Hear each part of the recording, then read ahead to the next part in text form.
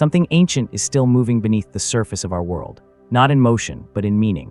Across deserts, jungles, and forgotten coastlines stand structures so precise, so impossibly engineered that even today's science struggles to explain how they came to be.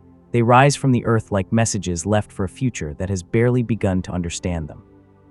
Stones cut with microscopic accuracy, monuments aligned with celestial events no naked eye could predict, and ruins built with techniques we can't fully replicate. Were these feats the work of knowledge long lost, or of civilizations far more advanced than history dares to admit? Tonight, we step beyond the comfort of what we think we know. We'll uncover the enigmas carved into ancient walls, scattered across continents, yet united by the same haunting question. How were they built? So take a breath, steady your imagination, and let's begin our descent into the world of ancient structures science still can't explain. Rising gently from the rolling plains of central Anatolia, the remains of Chattel spread like an ancient tapestry stitched into the earth itself. From above, the settlement appears almost like a labyrinth of honeycombed bricks, densely packed and uniform, rooftops touching as if the town were designed to breathe as one living organism. Narrow alleyways wind between structures that seem more organic than architectural. And yet, even in ruin, they convey a sense of deliberate intention, a vision of communal life frozen in time, dating back over 9,000 years. Archaeologists have long marveled at Chattel's unique design. Here, there are no streets, no formal entrances, no conventional pathways. Houses are accessed through holes in the roof, ladders descending into dimly lit rooms, their interiors decorated with murals, reliefs, and plastered walls painted in deep ochres and earthy reds. Scenes of animals, hunting, and geometric motifs seem to pulse with symbolic meaning, hinting at rituals, beliefs, or ideas we can only begin to imagine. How did such a densely populated society function without the streets and roads that civilizations elsewhere relied upon? And what drove their intricate artistry, so rich in imagination and yet so cryptic in purpose? Some suggest practical reasons, rooftops as communal spaces, fire prevention or defense against invaders. Yet there is an undeniable aura to the settlement, an energy that feels deliberate, intentional, even sacred. Could South Hoyuk have been more than just a village? Perhaps a hub for early spiritual practice or a place designed to mirror the cosmic order as understood by its inhabitants. The alignment of certain buildings and shrines with the rising sun and seasonal cycles has led some researchers to speculate on an astronomical dimension, though evidence remains fragmentary and interpretations vary. Within the homes, archaeologists have uncovered layers of plaster, floors meticulously maintained, and traces of daily life preserved like a diary written in mud and pigment. Tools, pottery, and animal remains suggest a community thriving on trade, agriculture, and domestication. Yet there is a mystery that lingers over the sheer scale and ambition of the settlement. How did such a large population organize itself socially and politically in a time before formal governments or codified law? And why, after centuries of occupation, was the settlement abandoned without clear evidence of disaster, disease, or conquest? Even more puzzling are the symbolic carvings and enigmatic figurines scattered throughout Chad Hoyuk. Vivid depictions of leopards, vultures, and horned animals appear repeatedly in niches and murals, yet their meaning remains opaque. Some scholars propose they represent totemic or religious imagery, while others suggest they might encode knowledge of the natural world, astronomical cycles, or even hidden aspects of the human psyche.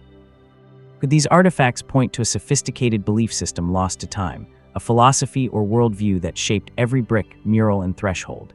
As one walks through the ruins today, it is easy to sense the echoes of the people who lived here, their footsteps absorbed into the earth. Their lives are recorded only in the subtle traces they left behind.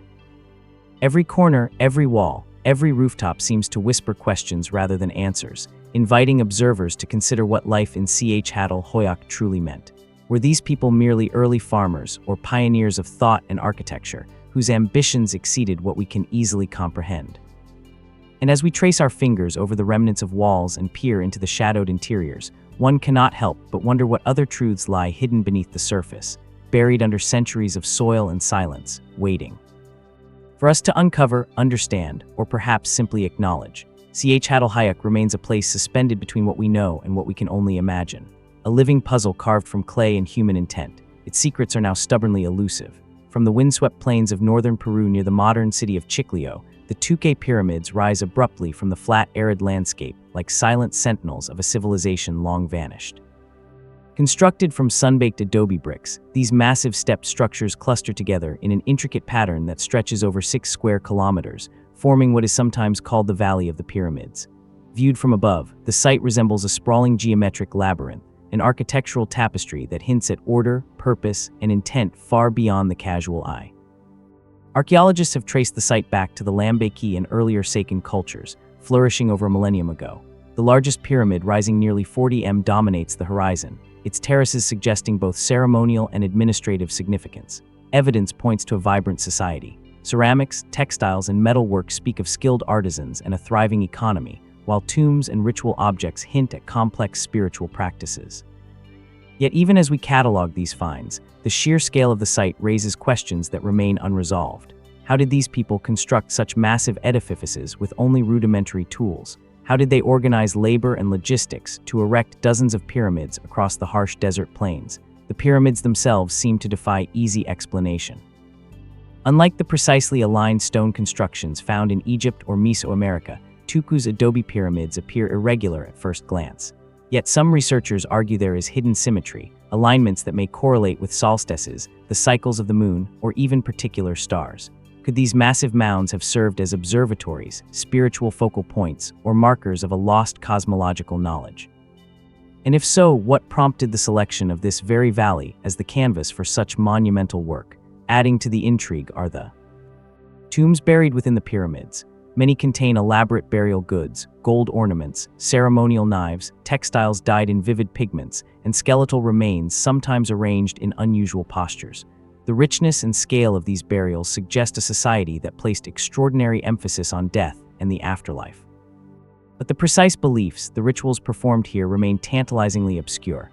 Were these sites designed merely to honor rulers and elites? Or do they hold a deeper, perhaps astronomical or symbolic significance yet to be deciphered? The adobe itself presents another puzzle.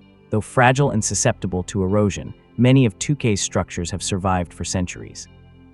Testament to both the skill of their builders and the deliberate techniques employed in their construction. Some mounds show evidence of successive rebuilding, layers upon layers, suggesting long-term planning, adaptation, and perhaps even a symbolic connection between past and present. What messages, if any, were the builders attempting to convey through these repeated acts of reconstruction? As the sun sets across the valley, casting long shadows over terraces and platforms, the pyramids take on an almost ethereal quality, their contours ripple with history, memory, and mystery, as if the earth itself were holding its breath, guarding secrets that no text or artifact can fully reveal. Walking among them, one senses a rhythm, a pulse of human endeavor intertwined with cosmic forces, yet just beyond our comprehension. And so we are left to wonder, what knowledge has been lost to time, buried beneath adobe bricks and sand? Did these pyramids serve purposes we can only speculate upon? Ceremonial, astronomical, social, or something even more profound now beyond the reach of modern understanding? Tukum, like Saddle Hoyak before it, reminds us that the past is rarely silent, but it does not always speak in words we can understand. Its mysteries endure, inviting us to look, to question, and to imagine what truths might still lie hidden in the Peruvian desert. As the journey from Peru to North America unfolds, we shift northward, tracing the echoes of ancient ambition to the rolling landscapes of the southeastern United States. In the heart of Alabama, beside the winding Black Warrior, lie the Moundville earthworks, an expansive complex of earthen mounds that stretch over a vast flood plain, their silhouettes rising from the forested landscape like whispers from a distant past. Viewed from a distance, the mounds appear deceptively simple, broad terraces of soil, gently sloping and meticulously sculpted. Yet closer observation reveals a deliberate order and scale that defies easy explanation. Moundville was occupied from roughly 1 to 450 CE by the Mississippian culture, a civilization renowned for its social complexity, intricate artistry, and monumental earthworks. At its height, Moundville comprised nearly 30 large mounds arranged around a central plaza, encircled by a wooden palisade that suggested both protection and a defined civic order. The largest mound known as Mound rises over 10 m above the surrounding plain, commanding the landscape with a quiet authority. Its precise orientation and relationship to the other mounds hint at intentional planning, raising questions about the knowledge and purpose behind such urban design in a pre-Columbian North America that modern observers often underestimate. Archaeologists have uncovered evidence that Moundville was not merely a residential center, but a hub of ritual, governance, and trade.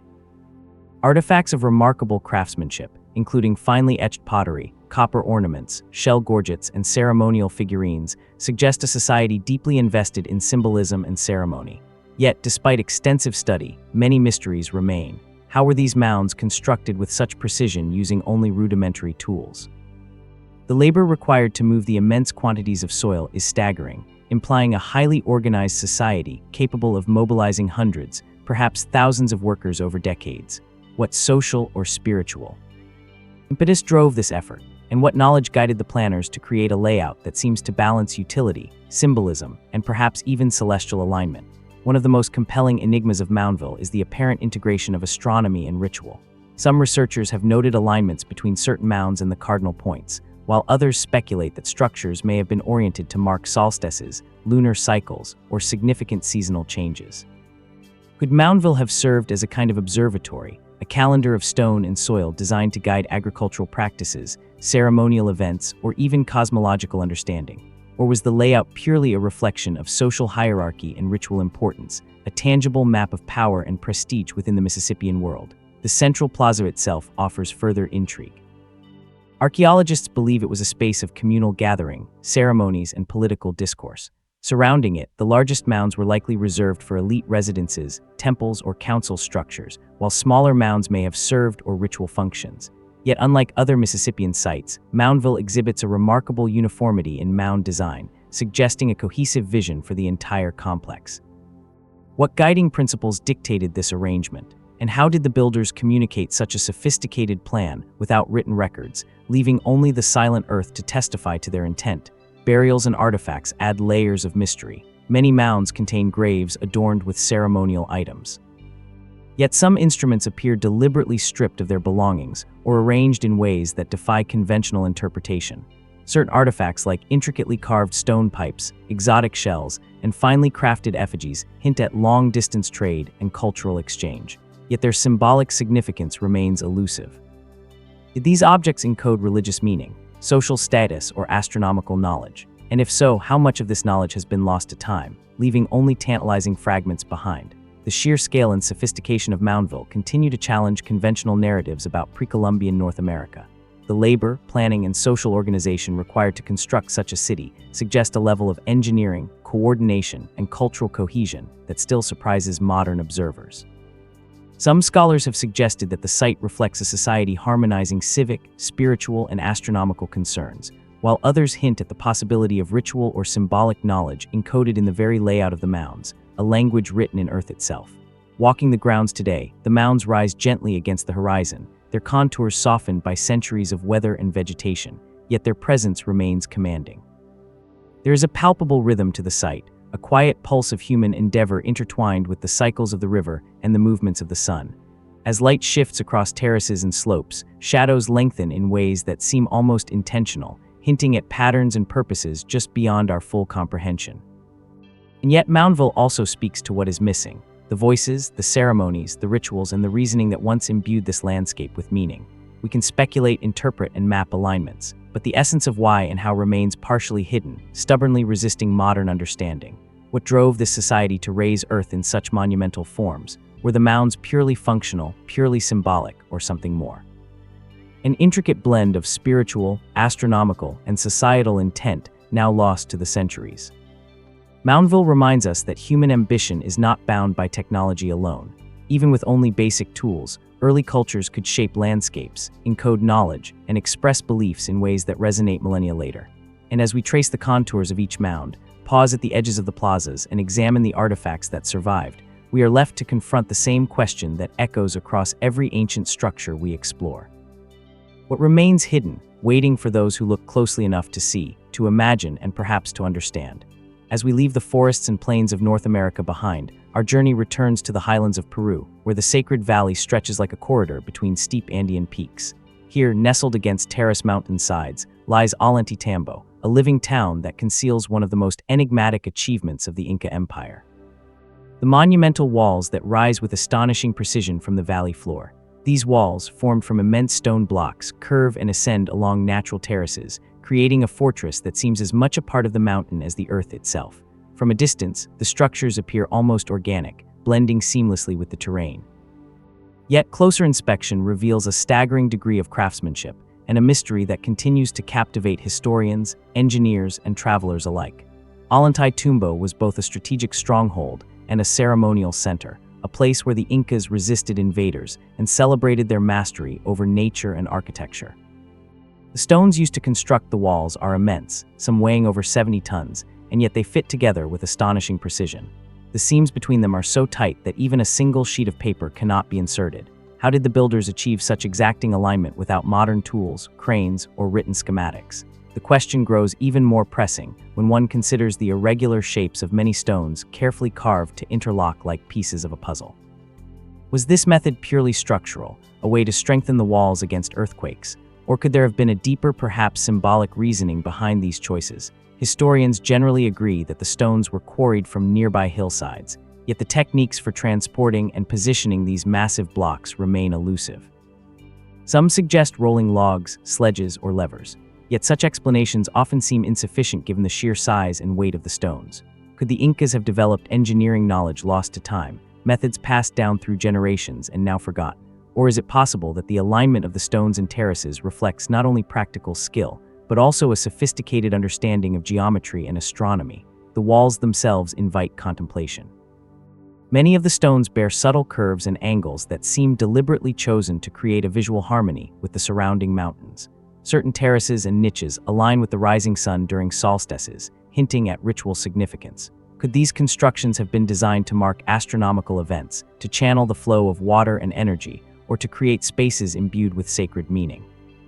And if so, how deeply did these practical and spiritual considerations intertwine in the minds of the builders? Equally compelling are the smaller, seemingly inconspicuous details. Carvings on individual stones, the placement of niches and doors, and the integration of natural rock formations into the walls all suggest a deliberate attention to both form and function. The layout of Ollantaytambo hints at a culture capable of conceiving in 3 dimensions, of imagining the final structure before the first stone was moved. How did they plan such a feat without written plans or modern surveying tools? And what can these choices tell us about Inca cosmology, their perception of space, or their understanding of the landscape as a canvas for human endeavor? Even the town below the walls speaks to an extraordinary integration of architecture, agriculture, and social organization. The terrace fields climb the slopes above, reflecting sophisticated knowledge of irrigation, erosion control, and microclimates. Water channels wind their way through the town, some still functioning today, demonstrating an engineering mastery that complemented the grandeur of the stone walls. The combination of practical infrastructure, ceremonial purpose, and defensive strength paints a picture of a society capable of remarkable feats. But it also deepens the mystery. Were the walls primarily a military fortification, or did they serve multiple overlapping purposes, blending defense, ritual, and symbolic power into a single cohesive whole? As sunlight shifts across the valley, shadows creep along the surfaces of the walls, accentuating their curves and angles and drawing attention to the subtle nuances of stone placement. The effect is hypnotic, a silent dialogue between human ambition and natural form.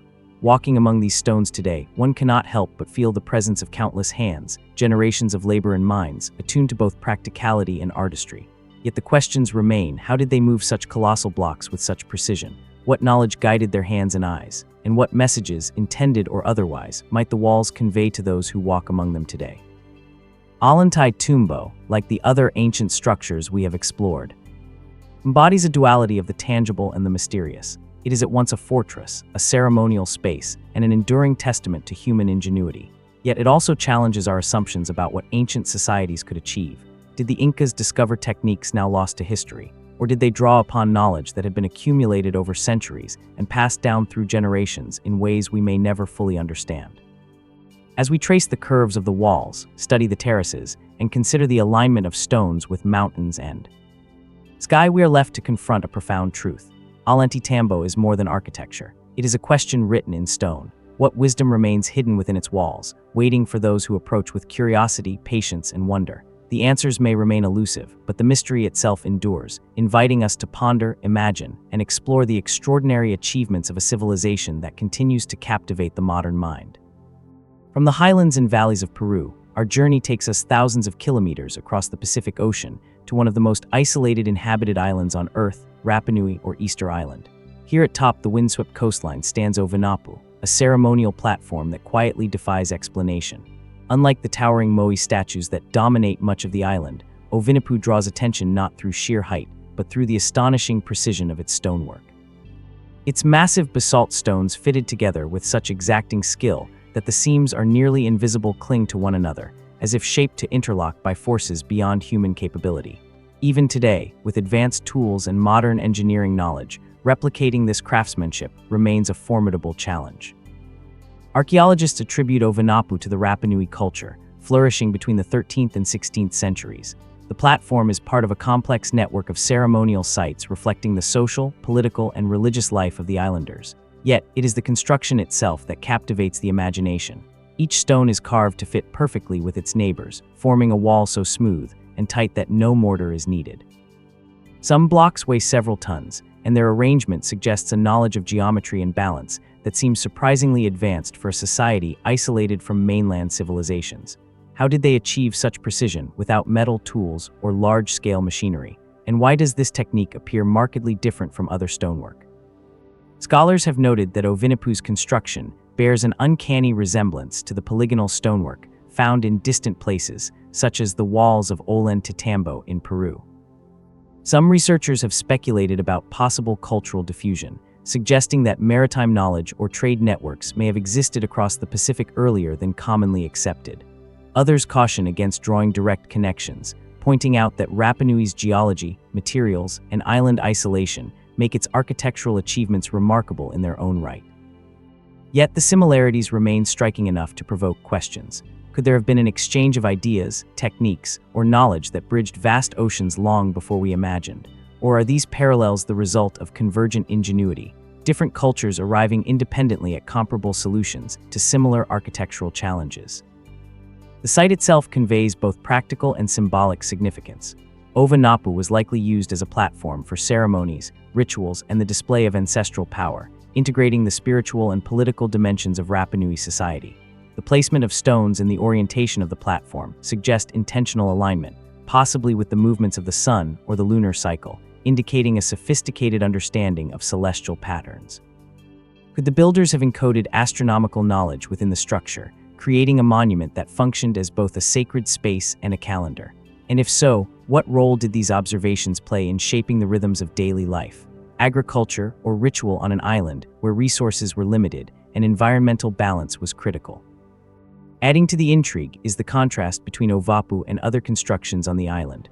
While some platforms are built from rough-hewn volcanic stones, Ovinippu exhibits a level of refinement rarely seen elsewhere. The stones interlock with a precision that defies conventional explanation, their angles and edges meeting flawlessly without gaps. Could this technique reflect a lost method of shaping stone, an advanced understanding of leverage and friction, or perhaps a combination of careful planning and trial and error refined over generations? And what does this tell us about the society that created it, its hierarchy, its priorities, and its relationship with the natural world? Walking along the platform today, it is easy to feel the weight of time pressing against the stone. The surface bears the marks of centuries of wind, rain, and human touch, yet the integrity of the construction endures. One cannot help but imagine the labor, coordination, and skill required to quarry, transport, and position these massive stones on an island where every resource had to be carefully managed. What was the social organization that enabled such a monumental effort? And what stories, rituals, or knowledge were passed down alongside the physical construction itself? Ovinippu also invites contemplation of the unknown. Were these walls purely functional, serving as a base for ceremonial activity, or did they also embody cosmological, spiritual, or symbolic meaning? Did the builders intend for the precision of the stonework to communicate messages, both practical and metaphysical, to those who approached the platform? And if so, how much of that meaning has been lost to history, leaving only the silent testimony of carefully placed stones? As the Pacific winds sweep across the platform, the basalt surfaces catch the sunlight, revealing the subtle interplay of angles and edges. Shadows trace the contours of the stones, accentuating the precision and care of the construction and hinting at an intelligence and intention that still challenges modern understanding. Ovinippu, like Ollantaytambo, before it reminds us that ancient societies were capable of extraordinary feats, often in ways that stretch our comprehension of what is possible without modern technology. Standing before the platform, one is struck by a sense of quiet mystery, a realization that this remote island holds knowledge carefully encoded in stone. What secrets have vanished with the centuries? and what insights about human ingenuity and ingenuity's limits remain hidden within the walls of Ovanapu. Even today, the site resists easy interpretation, offering only questions and suggestions, inviting the observer to wonder, to imagine, and to acknowledge that some ancient achievements may forever straddle the line between the explainable and the ending. From the remote isolation of Easter Island, our exploration returns to the deserts of North America, where the Sonoran sands stretch endlessly under the blazing sun. Here, in the heart of what is now central Arizona, rise the Casa Grande ruins, a massive four-story adobe structure that looms over the arid landscape like a sentinel from another age. Though the surrounding terrain is harsh and unforgiving, the ruins convey an unmistakable sense of order, sophistication, and purpose. Even in its weathered state, the great house captivates the imagination, inviting us to ask who built this imposing structure, and why did they dedicate so much labor to a place so remote? Casa Grande, which translates to big house in Spanish, was constructed by the Hokum people sometime between the 13th and 15th centuries. The Hokum were masterful engineers known for extensive irrigation canals that transformed the desert into arable land. Yet the purpose of Casa Grande itself remains elusive. The building rises nearly 4 stories. Its walls are thick and carefully plastered to withstand both heat and erosion. Windows and doors are small, seemingly designed for ventilation and defense. Yet their placement raises questions. Some scholars suggest that the structure served as an astronomical observatory oriented to align with solstices and equinoxes. Could the builders have encoded celestial knowledge in its very walls, using the rising and setting sun to mark the passage of time? The construction methods themselves provoke wonder. Adobe bricks, sun-dried and molded by hand, form massive walls capable of enduring centuries of scorching heat and sudden monsoon rains. Yet the precision in which the bricks were laid and the apparent knowledge of structural stability implies careful planning, not mere improvisation. How did the Hokum conceive of such a tall and durable structure without mortar or modern reinforcement? And why did they choose this specific location, a flat plain near the Gila River, yet somewhat isolated from other contemporary settlements? Archaeological evidence provides glimpses into the life and culture of those who built Casa Grande. Excavations have revealed artifacts of pottery, stone tools, and remnants of communal activity, suggesting that the site may have served multiple functions: ceremonial, administrative, and possibly residential. Yet, the scale of the structure far exceeds what would be necessary for simple habitation. Was Casa Grande a center for ritual activity, a focal point for regional gatherings, or even a structure with purposes now lost to time? And if ceremonial, what kind of rites or knowledge did it preserve, hidden within the layers of adobe and plaster? The windows and openings themselves hint at sophistication beyond the obvious. Some are positioned to capture sunlight at specific times of year, creating patterns that could have marked agricultural cycles or significant ceremonial events. Others appear oriented toward distant mountains or celestial bodies. Could these alignments be a deliberate code, a way to link the human and natural worlds in a tangible architectural expression?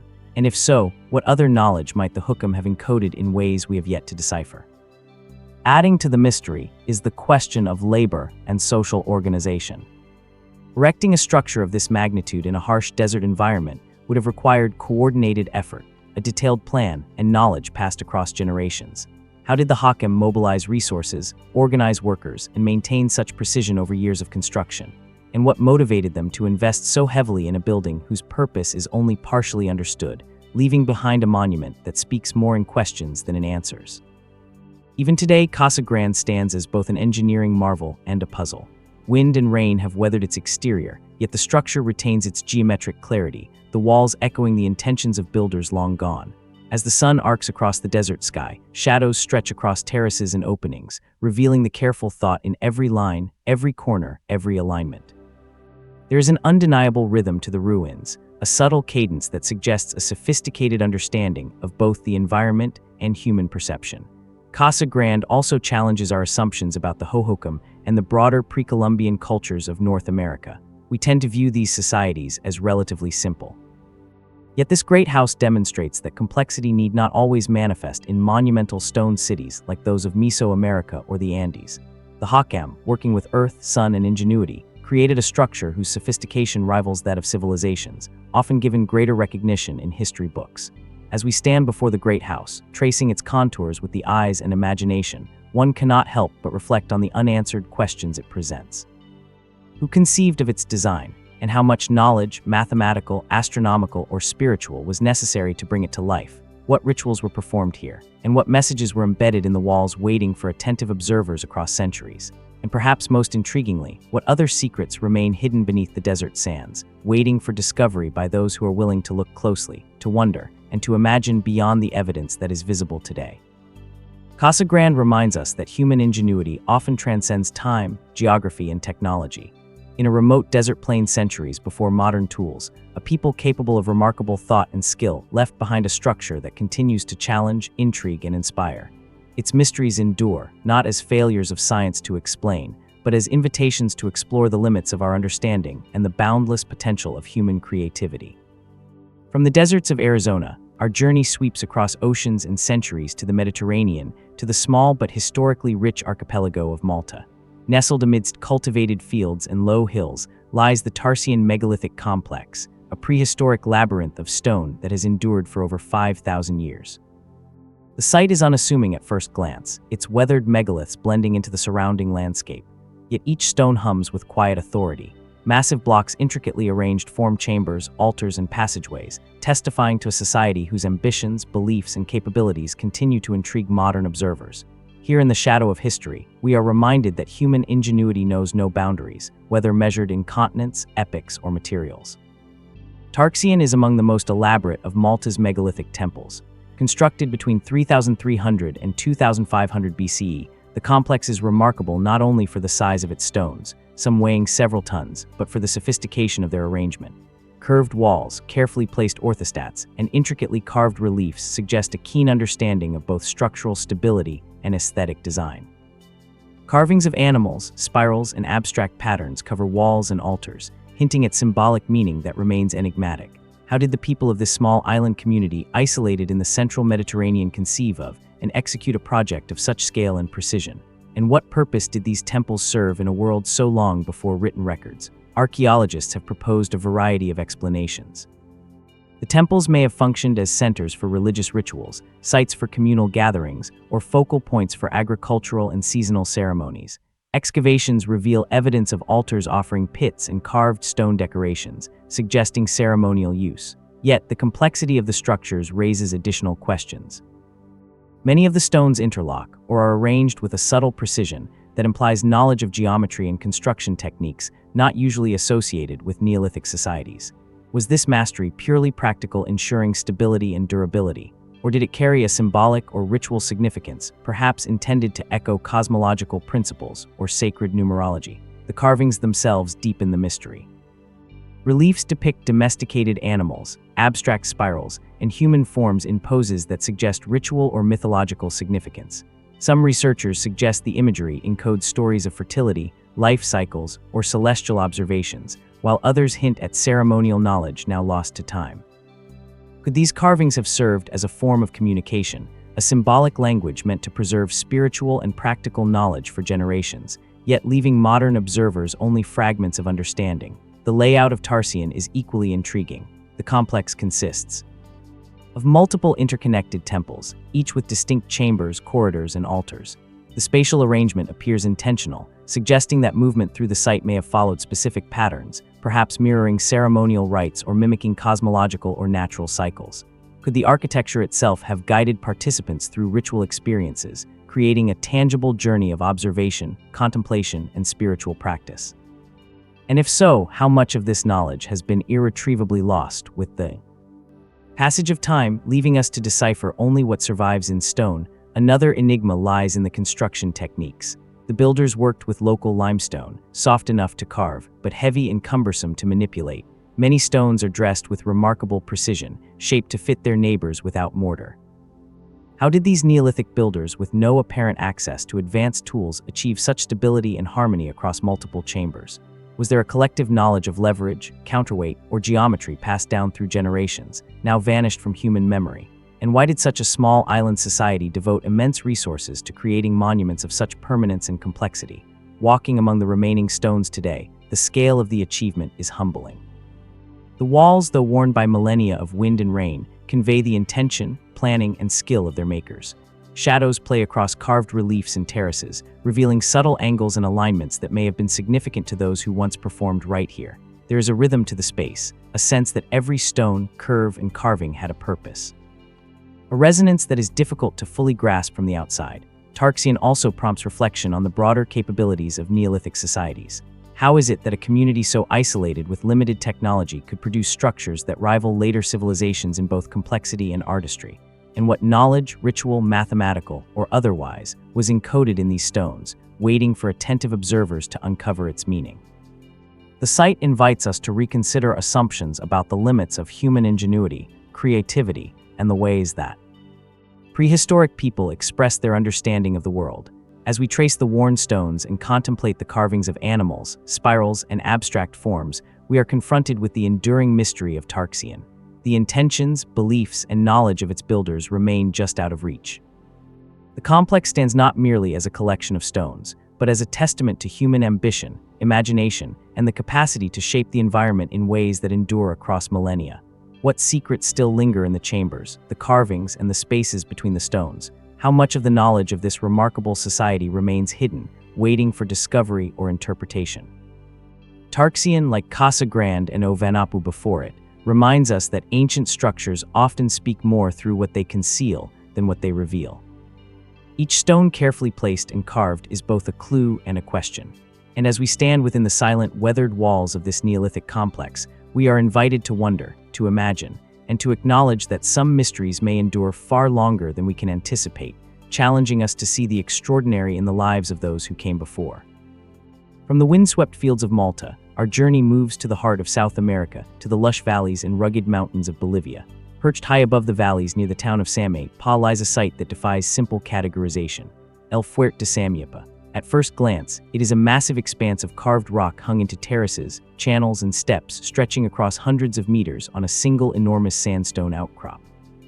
The site seems at once natural and artificial, a place where human ambition and geological majesty converge. Even today, the sheer scale and complexity of the rock carvings inspire awe and a profound sense of mystery. Ilú de Samapata has been attributed to multiple cultures over time. Evidence suggests that the Chinite people and later the Incas both occupied and modified the site, adding layers of significance to a landscape already imbued with history. The sheer size of the sandstone platform, carved with precision into sloping terraces, ramps, and niches, indicates meticulous planning and labor. Yet the purpose of these carvings remains unclear. Was this a fortress, as the Spanish named it El Fuerte, or a ceremonial center, a temple, or even an observatory? Or was it all of these things at once, reflecting a layered and evolving understanding of sacred space? The rock itself presents its own mysteries. Massive slabs, some weighing hundreds of tons, have been sculpted into platforms, steps, and basins, with an attention to detail that is astonishing given the tools likely available at the time. Channels carved into the rock suggest an intricate system for directing water, perhaps for ceremonial cleansing, irrigation, or symbolic representation. Could these channels also have served astronomical purposes, guiding the reflection of the sun, marking solstices, or tracking the movements of celestial bodies?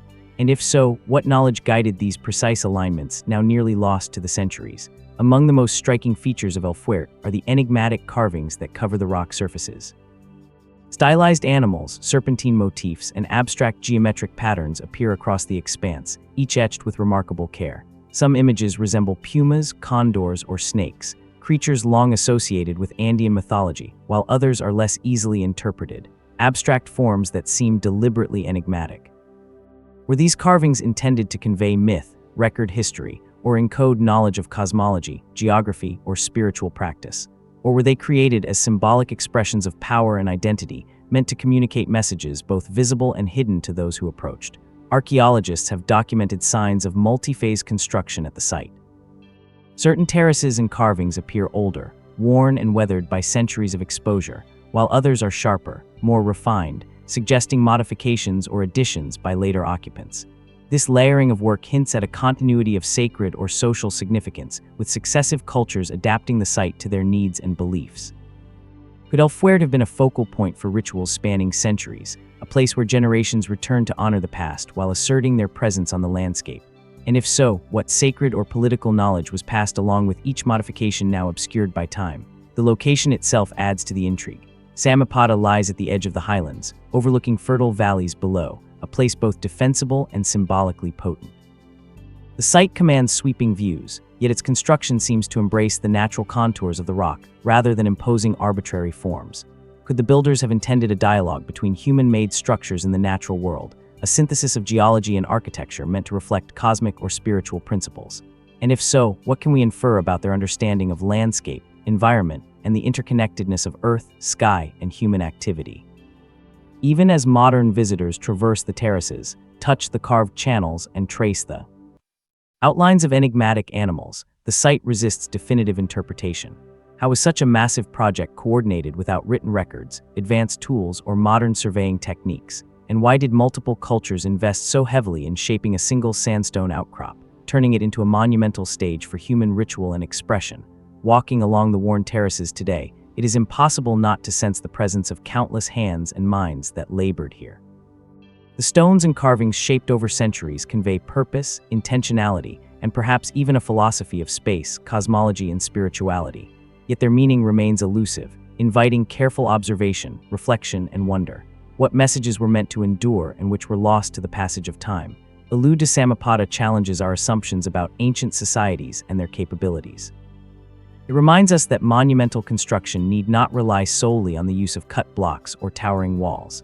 Ingenuity can be expressed in sculpted landscapes, terraces, and carefully aligned carvings. It is a testament to the vision of its creators, whose understanding of labor, geometry, and symbolism allowed them to transform a natural rock formation into a cultural and spiritual focal point of extraordinary magnitude. As the sun casts long shadows across the terraces, channels, and carved figures, the site seems to speak quietly, offering more questions than answers. What knowledge now lost guided the hands that shaped the rock? Were these terraces merely functional, ceremonial, or symbolic? And could they have been all three simultaneously? And perhaps most intriguingly, what other insights about Andean cosmology, ritual, or social organization might still lie hidden beneath the worn surfaces, waiting for those patient enough to observe and interpret? El Fuerte de Samapada stands as a bridge between human ambition and the natural world, a canvas of rock that continues to provoke curiosity, wonder, and mystery. Its terraces, carvings, and channels are more than relics. They are questions silently inviting us to consider the ingenuity, spirituality, and imagination of those who shaped it, and to acknowledge that some mysteries of human history remain tantalizingly beyond reach, lingering in stone for millennia. From the towering sandstone terraces of Bolivia, our journey stretches across the vast expanse of the Indian Ocean to the lush tropical landscapes of Bali, Indonesia. Hidden within the verdant slopes of the Pakaraisen River Valley lies a site that merges the sacred and the enigmatic, the Gunung Kawi rock shrines. Here, massive shrines have been shunned directly from living rock, their vertical faces carved into cliff walls that rise over 20 m above the river below. The shrine's sheer scale, precision, and placement against the jungle-draped cliffs immediately command attention, drawing the observer into a world where nature and human ambition intertwine seamlessly. As sunlight filters through dense foliage, illuminating terraces and niches, one can almost feel the presence of those who shaped the stone, their intentions etched into every surface. Ganawi is believed to date back to the 11th century, during the reign of the Balinese King Anak Wungu of the Udiana dynasty. The site is composed of 10 monumental rock-cut shrines, known locally as Candi, flanked by terraces carved directly into the cliffside. Scholars suggest these shrines were intended to honor members of the royal family, with each Candi serving as both a tomb and a ceremonial monument. Yet even with this understanding, the mechanics and methods behind the construction remain profoundly mysterious.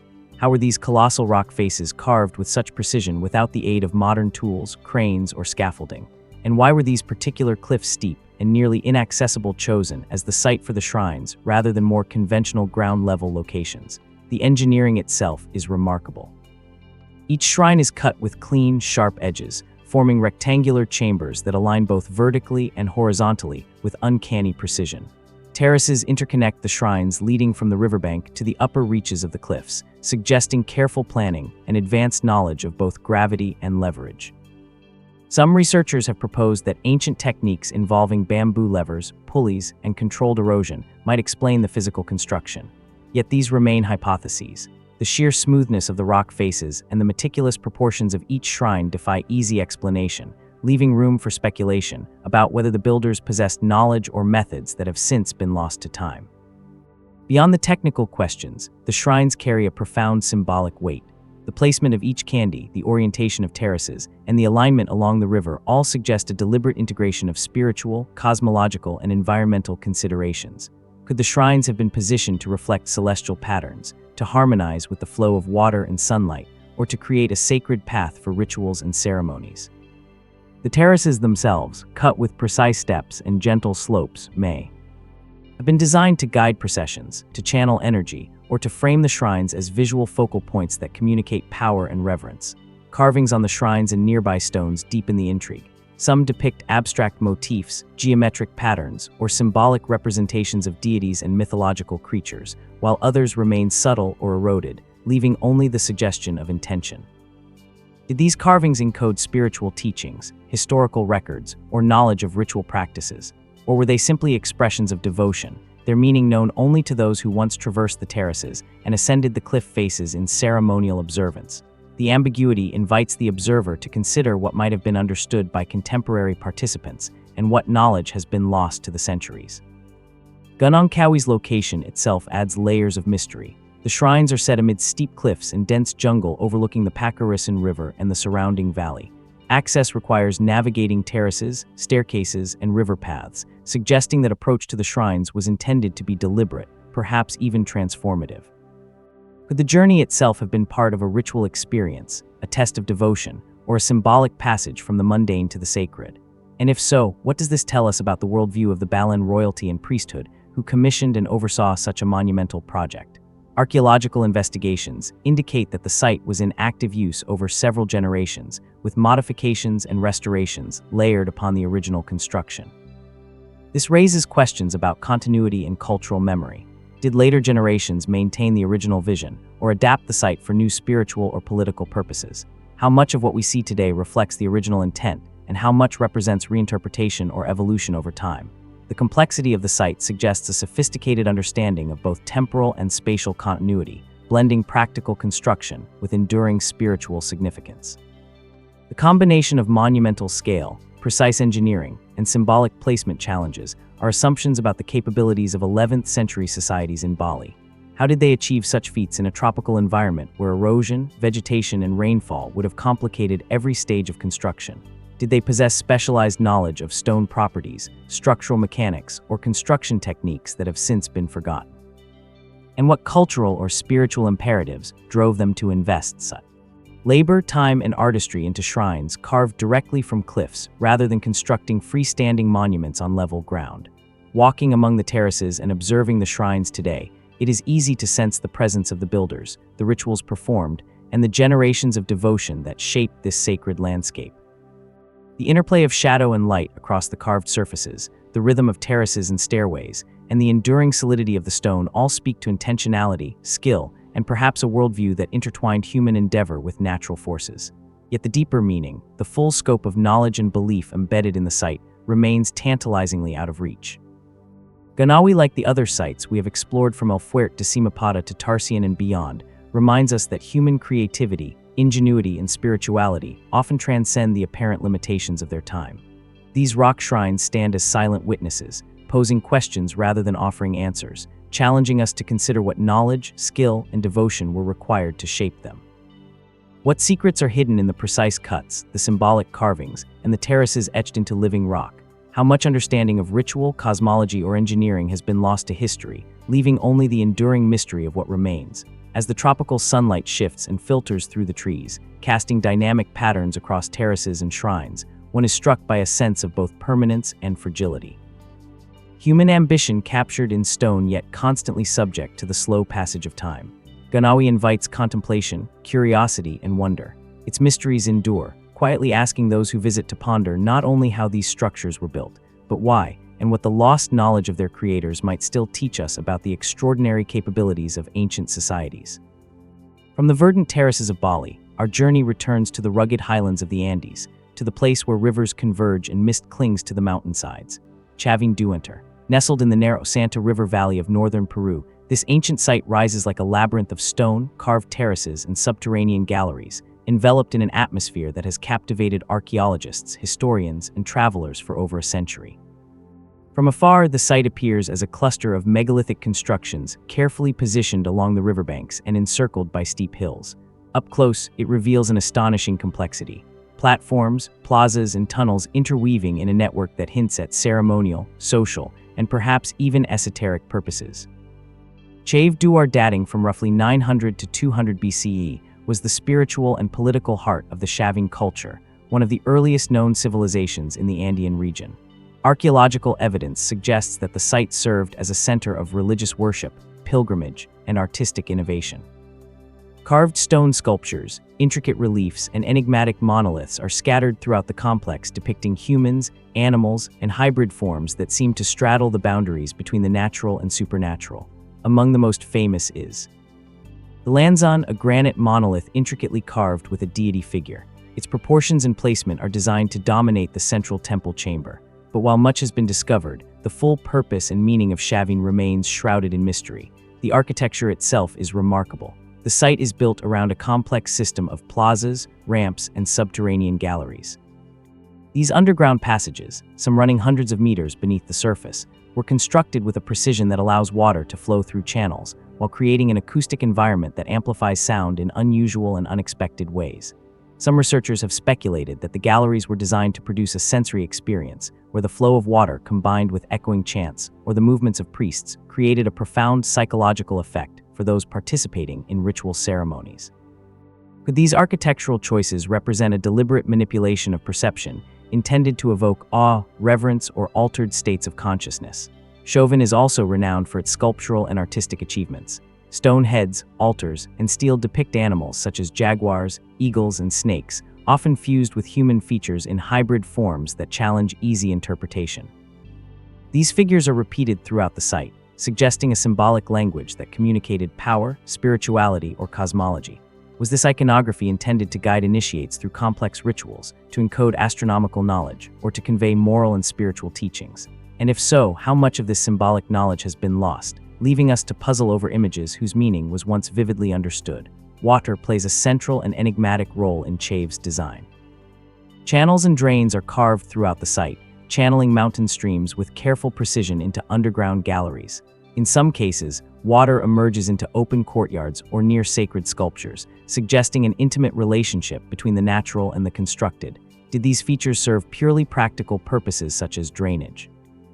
Or were they symbolic, ritualistic, or even acoustical in nature, transforming the site into a space where sight, sound, and motion converge to create an immersive spiritual experience? The planning and construction of Chavin also raised questions about knowledge and skill. Stones were transported, carved, and fitted with remarkable precision, creating structures that have survived centuries of earthquakes, erosion, and human activity. How did the shoveling architects achieve such durability and alignment with the technology available at the time? Was there a specialized class of artisans and engineers who passed down knowledge orally, encoded in ritual practice, or were the techniques widely understood within the community? And how did these builders integrate natural topography, water, and stone into a cohesive vision that combined ceremonial, symbolic, and practical purposes? Beyond the tangible architecture, Chavin hints at an understanding of the cosmos. Some alignments of temples and plazas appear to correspond with the movement of celestial bodies, including solstices and equinoxes. Could the site have functioned as a celestial observatory, a calendar for agriculture, or a symbolic map of the universe? If so, how sophisticated was their understanding of astronomy, and how deeply intertwined was this knowledge with religious practice and social organization? The answers remain elusive, but the possibility invites contemplation of a society whose intellectual and spiritual reach may have extended far beyond what is immediately visible. Walking through Chavin today, the visitor experiences a blend of the monumental and the mysterious. The interplay of light and shadow across terraces, sculptures, and galleries, the echoing channels of flowing water, and the meticulous carvings all create a sense of deliberate design that is both practical and symbolic. Every step suggests careful intention, yet much remains hidden from view. Chambers sealed beneath layers of stone, reliefs whose meanings have faded with time, and galleries designed to manipulate perception in ways that challenge modern understanding. Chavin Duenter, like Gunung before it, reminds us that ancient structures were not merely functional. They were experiential, symbolic, and profoundly intentional. They encode knowledge, belief systems, and social organization in ways that transcend written records. And yet, despite centuries of study, many questions remain. What specific rituals took place here? And what knowledge did they convey? How much of the Chave worldview, its spiritual cosmology and social structure, is encoded in the architecture and art? And what insights might still lie hidden beneath the stone floors, behind carvings, or within the Labyrinthine galleries, waiting for discovery or interpretation. As the Andean sunlight shifts across carved stone and flowing water, Vinda stands as a monument to human ingenuity, spirituality, and mystery.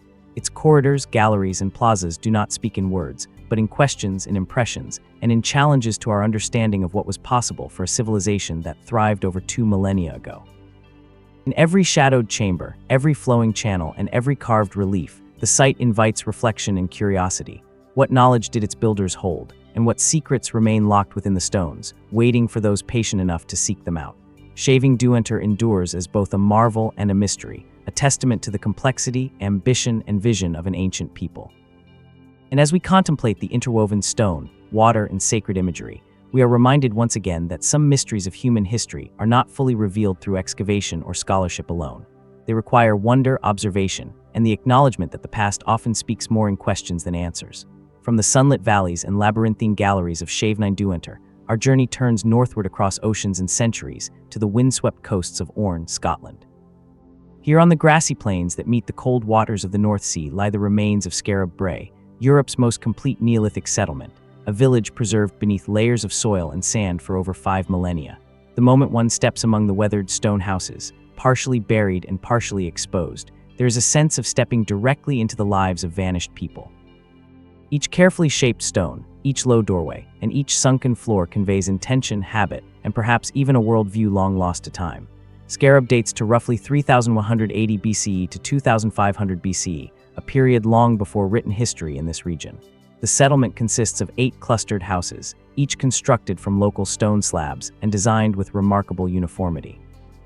Interiors reveal stone-built furniture, beds, dressers, storage boxes, and hearths integrated seamlessly into the walls, creating living spaces both functional and enduring. The level of sophistication is striking. Every element of daily life, from food preparation to storage, is accounted for. Yet, the design choices also suggest a careful attention to social structure, communal living, and perhaps ritual or symbolic expression.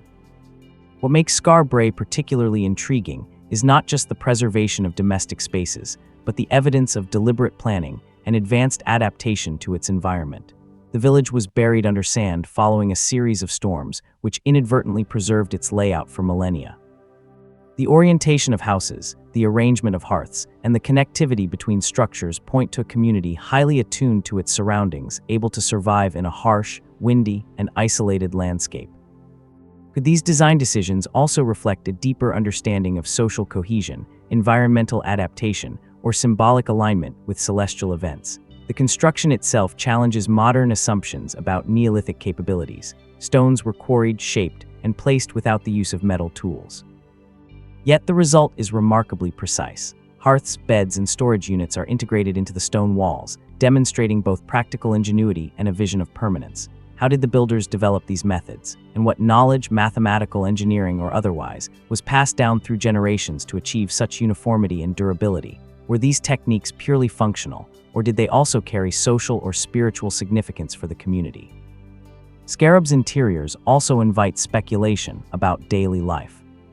Ritual and cultural practices, tools, utensils, and ornaments found on site indicate a community adept in fishing, hunting, and crafting. Yet some aspects remain puzzling. Certain stones appear carved for purposes beyond the strictly utilitarian, their grooves and shapes possibly intended for ceremonial use or symbolic meaning. Were these elements a form of prehistoric art, or did they encode knowledge of social roles, spirituality, or cosmology? And if so, how much of that knowledge was understood by all members of the settlement, and how much was reserved for an elite or priestly class? The site's arrangement raises further questions. Houses are built close together, connected by low covered passages that suggest intentional sheltering from harsh winds, but also imply a community tightly knit in both space and social structure. Could this proximity have facilitated communal decisions, collective rituals, or the transmission of oral knowledge? The design also minimizes exposure to the elements, showing a sophisticated understanding of climate and terrain. Knowledge achieved without modern measurement tools, yet remarkably effective in creating durable, livable structures. Equally compelling is the question of symbolism. Some researchers speculate that the low doorways and inward-facing design reflect ritual or cultural practices, perhaps controlling access to private versus communal spaces. Others note alignments that may correspond with seasonal changes in sunlight, hinting at an awareness of solar patterns and their importance for agriculture or ceremonial observances. Were these architectural choices purely practical, or did they carry layered meanings that integrated daily life, environmental awareness, and spiritual understanding? Walking through the partially excavated streets of Scarab Brae, one is struck by the enduring presence of its inhabitants. The hearths, beds, and storage areas evoke daily routines. The preparation of food, the care of children, the work of crafting tools, but also suggest intentionality in design, a philosophy of living in harmony with both environment and community. Each stone wall carefully constructed whispers of knowledge lost to time, inviting observers to consider how a remote Neolithic society could achieve such cohesion, skill, and foresight. The preservation of Scarab Brae also raises questions about the interplay between nature and human ingenuity. The encroaching sand that buried the village acted as both destroyer and preserver, protecting the site from centuries of erosion while simultaneously obscuring the lives it sheltered. Could the builders have anticipated the long-term vulnerability of their settlement, or was its survival purely accidental? And if accidental, what does this serendipitous preservation reveal about the fragility and resilience of human endeavors? Against the forces of nature, even in its ruined state, Scarab Brae continues to challenge assumptions about Neolithic Europe.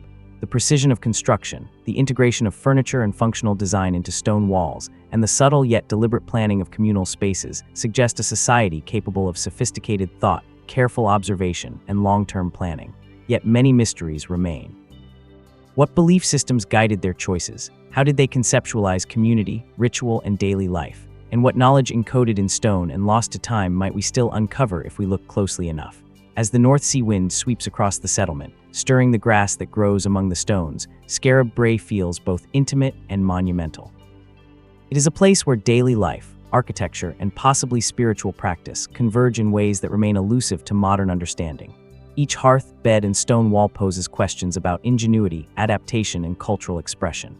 And as we trace the remnants of these sunken homes, we are reminded that the past often communicates more through mystery than explanation, leaving us to imagine the lives, knowledge, and intentions of those who shaped it. Scarab Brae stands as a bridge between human necessity and human imagination, a testament to the skill, foresight, and perhaps spiritual awareness of a Neolithic society. Like Chavin de Huanter before it, the settlement invites contemplation and curiosity. Its stones, terraces, and passages speak silently yet eloquently, offering more questions than answers. How did these people conceive of their world? What knowledge guided their hands and minds? And what other secrets long buried beneath grass and sand might still remain, waiting to reveal the extraordinary capabilities of a civilization that vanished thousands of years ago? From the windswept plains of Orkney, our journey moves across the North Sea and over the rolling green hills of Ireland to the Boone Valley, where the landscape rises in gentle undulations dotted with ancient stones. Amidst these fields lies one of Europe's most enigmatic monuments, New Grange. From a distance, it appears as a low grassy mound blending into the verdant Irish countryside, unremarkable to the casual eye. Yet beneath its grassy exterior lies a complex, intricately engineered passage tomb that has endured for over 5,000 years, standing as a silent witness to the lives, knowledge, and beliefs of a people long vanished. Its very presence evokes awe, challenging our understanding of what prehistoric societies could conceive and accomplish. New Grange dates to roughly 3,200 BCE, making it older than Stonehenge and the Egyptian pyramids. The mound itself measures over 80 m in diameter and rises more than 12 m high, enclosing a stone passageway that leads to a central chamber with corbelled roof stones, some weighing several tons. Around the base, massive curbstones are decorated with spirals, lozines, and other abstract carvings etched with a precision and artistry that remains striking to modern eyes. How did a society without metal tools, wheeled transport, or written language achieve such architectural mastery? And why was such effort expended in constructing a monument of this scale? One of New Grange's most extraordinary features is its alignment with the winter solstice. Each year at dawn, sunlight penetrates a narrow roof box above the entrance and travels down the long passage, illuminating the inner chamber for a brief but precise moment. This phenomenon suggests a sophisticated understanding of astronomy, observation, and seasonal cycles. How did its builders living thousands of years ago calculate the sun's path with such accuracy? Was this alignment intended for ritual, agricultural, or symbolic purposes, or some combination of all three? And what meaning did this light hold for the people who gathered with it? The tomb during the darkest days of the year. The construction of New Grange is a testament to both ingenuity and communal effort. The corbelled roof of the central chamber, still standing after millennia, is an engineering marvel, distributing immense weight without collapsing. Each stone was carefully shaped and positioned. Yet the methods by which the builders lifted, transported, and fitted them remain largely speculative. Did they employ simple machines, levers, ropes, and ingenuity alone, or were their methods lost to history, passed down orally, refined over generations that allowed for the precise placement of massive stones? Beyond engineering, the artistic elements of New Grange deepen the mystery. The curbstones and interior walls are covered with abstract motifs, spirals, and geometric patterns. Some resemble symbols of the sun, cycles of life, or natural elements, yet their exact meaning is unknown. Were these carvings purely decorative? Did they represent sacred knowledge, or were they a form of communication understood only by initiates? The consistency and repetition of certain patterns across the site suggest an intentional symbolic language, perhaps conveying cosmological, spiritual, or social knowledge, but one that has been lost to time. The passage itself is narrow and deliberately constructed, forcing visitors to stoop or crawl, creating a physical and psychological journey from the outside world into the inner sanctum. Could this experience have been ritualistic, designed to instill awe, reverence, or transformation? The builders may have understood that the act of moving through the dark, enclosed passage before emerging into the illuminated chamber at sunrise mirrored spiritual or cosmological journeys, embedding a layered meaning into the very architecture of the tomb. New Grange also raises questions about social organization and purpose. Constructing such a monument would have required substantial coordination, planning, and labor over many years, if not decades. Who directed this effort? How was knowledge transmitted among workers? And why did this community choose to invest so much in a tomb and ceremonial center? Unlike typical burial sites, New Grange was clearly more than a resting place for the dead. It was a monument of power, ritual, and perhaps a deliberate connection between humanity, the natural world, and the cosmos. The surrounding landscape adds another dimension to its mystery. New Grange is part of a larger complex of Neolithic monuments in the Boone Valley, including Nath and Dow, each with its own passage tombs, curbstones, and carvings. The clustering of these sites suggests that this area was a significant ceremonial center. Yet, the reason for this concentration in a relatively small valley remains unclear. Was the Boone Valley chosen for its geographic prominence, its symbolic resonance, or its alignment with celestial phenomena? And what knowledge, ritual, or power structures were encoded in the relationships between these monuments, now only partially understood by modern archaeology? Walking around New Grange today, one is struck by the harmony between human construction and the landscape. The mound appears organic, almost as if it grew from the earth itself. Yet every stone, every carving, and every angle speaks of intention, knowledge, and effort. The passage, curbstones, and inner chamber do not merely function as a tomb. They engage with light, landscape, and perception, creating an immersive experience that connects the physical and the symbolic. It is this interplay of the tangible and the intangible that continues to fascinate researchers and visitors alike. New Grange, like Scarborough before it, illustrates the extraordinary capabilities of prehistoric societies, blending practical skill, artistic vision, and cosmic awareness. Yet, despite centuries of study, many questions remain. What rituals were performed within the mound? How precisely did its builders understand the movements of the sun and the cycles of the year? And what social, spiritual, or cultural knowledge was encoded in the carvings, the passage, and the mound itself? Knowledge that modern science can describe, but perhaps never fully interpret. As dawn breaks over the Boone Valley, illuminating the grassy mound, New Grange stands as both a monument and a question. Its corbelled chamber, curbstones, and sunlit passage speak across millennia, inviting reflection on human ingenuity, spirituality, and the mysteries of ancient life. What secrets linger within the stones, waiting for patient observation and contemplation?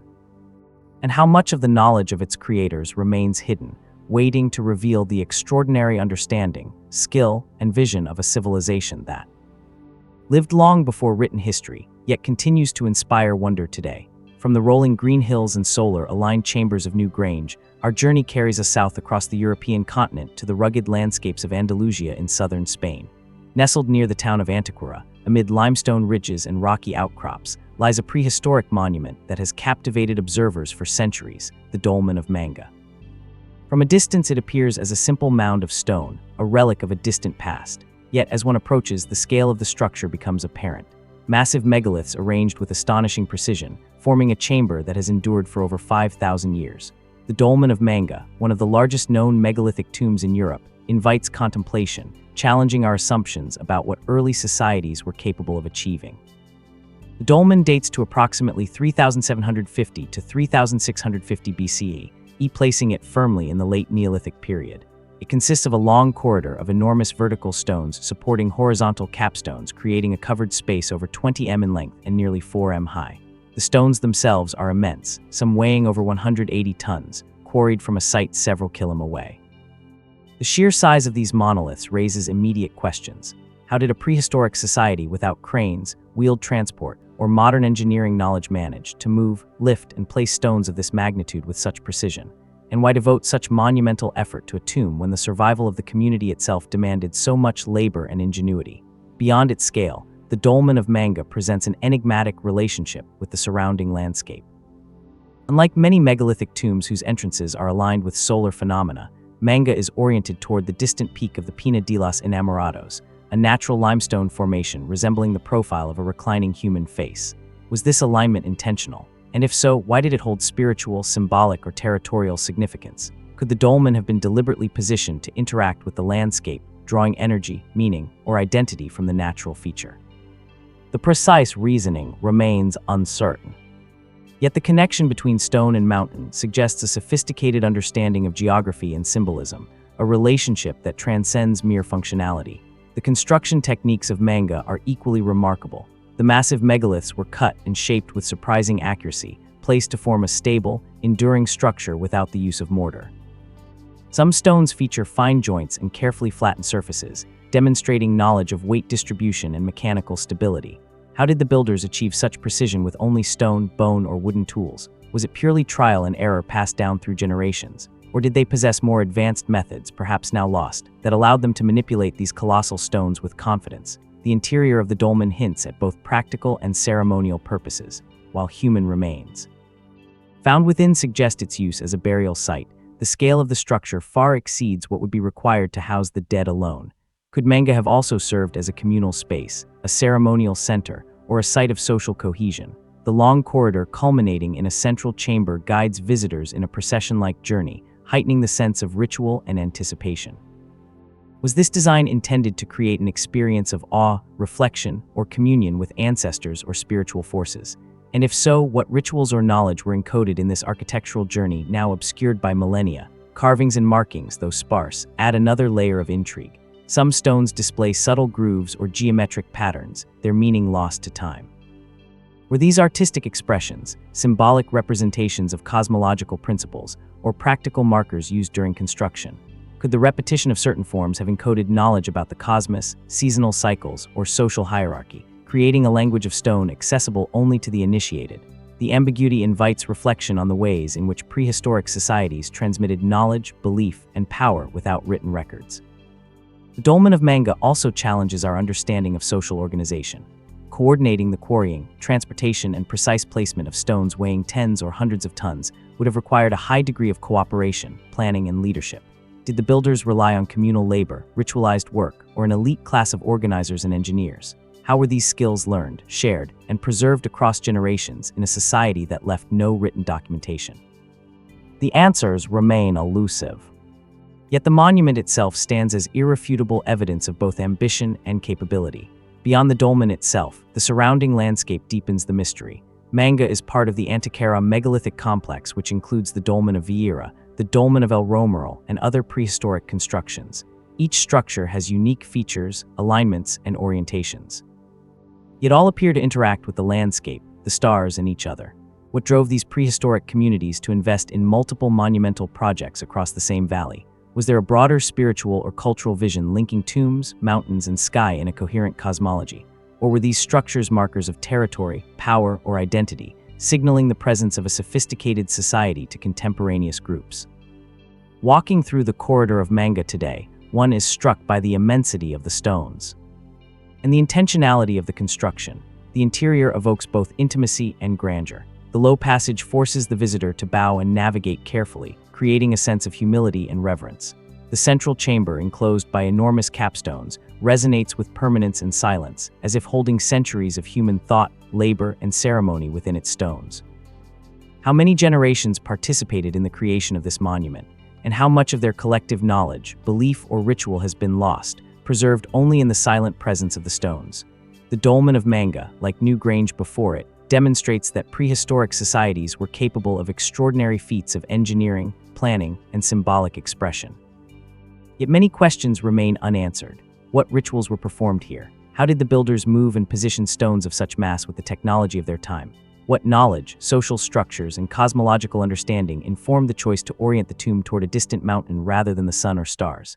As sunlight moves across the limestone, casting shadows along the long corridor and over the massive capstones, the dolmen stands as a testament to human ambition, skill, and mystery. It challenges us to consider not only the physical achievement, but also the intellectual and spiritual capacity of a society that lived thousands of years ago. The monument endures posing questions in stone. What knowledge lies encoded in its corridors and chambers? How much of the worldview of its builders can we begin to reconstruct? And what remains forever hidden? Manga reminds us that ancient structures often speak more through what they conceal than what they reveal. Every stone carefully selected and placed is both evidence and enigma. And as we trace the passageway with our eyes and imagination, we are invited to contemplate the extraordinary ingenuity, spirituality, and enduring mystery of a people who shaped their world with stone, leaving behind a monument that continues to inspire awe and wonder across the millennia. From the monumental stones of Andalusia, our journey returns once more to the rugged landscapes of Peru, tracing the contours of the Andean foothills toward the arid coastal valleys of the Casma region. Here, in a barren plateau etched by centuries of wind and sun, lies a site whose stark imagery has both fascinated and unsettled researchers. Cerro Sitchin. At first glance, the site appears unremarkable, a cluster of low stone structures and weathered platforms rising from the rocky desert floor. Yet upon closer inspection, a chilling narrative emerges from the stones themselves. The walls adorned with bas-reliefs of human figures, warriors, and mysterious symbols convey a story frozen in time. Its meaning partially understood, its full significance obscured by millennia. Sarin dates to around 1600 BCE, PE, part of the Casma Sitchin culture that thrived along the northern Peruvian coast. The central platform, approximately 60 m long and 20 m wide, is flanked by smaller structures. Yet it is the facade that arrests attention. Over 300 carved figures etched into slabs of local stone with remarkable clarity and consistency. Some depict warriors in rigid frontal poses, while others portray prone or decapitated figures, sometimes with what appear to be weapons or ritual implements. The immediacy of these carvings, the directness of their forms, communicates a visual intensity that resonates across time, drawing observers into questions that have no easy answers. The function of Cherasin remains a subject of debate. Was it a fortress, a ceremonial center, a tomb, or some combination thereof? Archaeologists have noted the defensive-like arrangement of platforms and terraces, suggesting a site designed for protection or control. Yet the bas-reliefs themselves hint at ritual, symbolism, or narrative intent beyond mere utilitarian purpose. Were the figures carved to commemorate victories, intimidate enemies, or narrate mythic or historical events? And if these images depict ritual sacrifice, as some scholars propose, what does this reveal about the social, political, or spiritual structures of the Casmachin culture? The artistry of the carvings is striking. Each figure is rendered in low relief yet with astonishing detail, capturing postures, attire, and expressions in a style both stylized and evocative. Warriors, often portrayed in rigid symmetry, hold weapons or ceremonial objects, while the prone and decapitated figures lie beneath them, evoking a story of confrontation, dominance, or ritualized violence. Could these bas-reliefs represent real events, ceremonial reenactments, or symbolic allegories? And if symbolic, what knowledge, belief systems, or cultural imperatives informed their creation? The precision and repetition of forms suggest not only skilled craftsmanship, but also a codified visual language understood by participants within the society, yet largely opaque to modern observers. Cerro Sitchin's location adds another layer of intrigue. The site sits atop a plateau overlooking the Casma and Sachin rivers, commanding expansive views of the surrounding valleys. Such positioning suggests strategic as well as symbolic considerations. Did the builders choose this site for its defensive advantages, for its proximity to water and resources, or for its spiritual significance within the landscape? Could the plateau itself have been viewed as sacred, a liminal space bridging the human and divine, the temporal and eternal? The interplay between geography and construction implies that the choice of site was as deliberate as the carvings themselves. The scale and execution of the bas-reliefs also raised technical questions. The figures, often larger than life, were carved with remarkable uniformity into hard stone surfaces, a feat requiring both skill and planning. How were these figures measured, outlined? and chiseled with precision using stone and bronze tools long before the advent of iron or advanced surveying instruments. Were templates, grids, or ritualistic practices employed to guide the artisans? And could the apparent uniformity of style across multiple slabs indicate centralized control, a shared artistic tradition, or even a codified ceremonial language spanning generations? Beyond their immediate visual impact, the bas reliefs of Shatter invite contemplation of meaning, context, and intent. The juxtaposition of warriors and prone figures, the repetition of certain motifs, and the deliberate composition of the facade suggest a narrative logic. Was this narrative historical, recounting events of conquest or social order? Or was it mythic, intended to convey cosmological or spiritual truths in a medium that could be read by the initiated but remained opaque to outsiders? And if the carvings served as moral or spiritual instruction, what lessons were embedded in their forms? And how might they have shaped the behaviors, beliefs, and hierarchy of the society that created them? The mystery deepens when considering the broader archaeological context. Shatter is part of a cluster of Chasma sites along the northern Peruvian coast, including Sachin Alto and Tachicanchan, each with monumental architecture, plazas, and carved stones. The repeated emphasis on large platforms, carved facades, and ritualized imagery suggests a shared cultural or religious framework. Yet how these sites interacted, what networks of knowledge or power connected them, and how information was transmitted remain largely speculative. Could the bas relief at SOS Sachin be part of a larger visual language spanning multiple sites encoding social, spiritual, or political hierarchies for a civilization that left no written record? Walking along the weathered stones of SOS Sachin today, one is struck by the immediacy of the carvings. Despite erosion and time, the figures remain clear, their presence both imposing and haunting. The site conveys a story of human endeavor of societies striving to record, commemorate, or perform rituals that transcend the ordinary. Yet the full narrative eludes us. What precisely did these images signify to the people who created them? How were ceremonies, social hierarchies, and cosmological beliefs interwoven into these stone canvases? And what remains hidden, lost to erosion, decay, or deliberate? Omission, leaving only the fragments we can observe and interpret.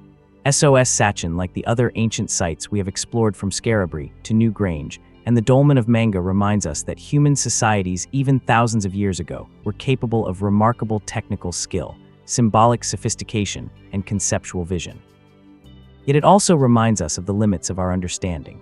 The stones speak, but they speak in riddles. Of rituals we can only imagine, of political or spiritual systems we can only infer, and of knowledge whose full scope remains tantalizingly beyond our reach. As the Andean sun casts long shadows across the bas reliefs, highlighting warriors and the fallen alike, SOS Sachin stands as both record and enigma, a monument of human creativity and a question carved into stone. Its walls invite reflection, curiosity, and wonder. What truths did its builders intend to preserve? What knowledge, fears, and beliefs are encoded in the rigid postures, the decapitated figures, and the repeated motifs? And what secrets remain hidden beneath the surface, waiting for those who approach with patience, observation, and imagination to discern the full story of a civilization that expressed itself so boldly, yet left its most profound mysteries unanswered? From the carved stones of Kerosene, we move across continents and seas to the rocky hills of the Peloponnese, where the ruins of one of ancient Greece's most iconic civilizations silently guard secrets from a distant past.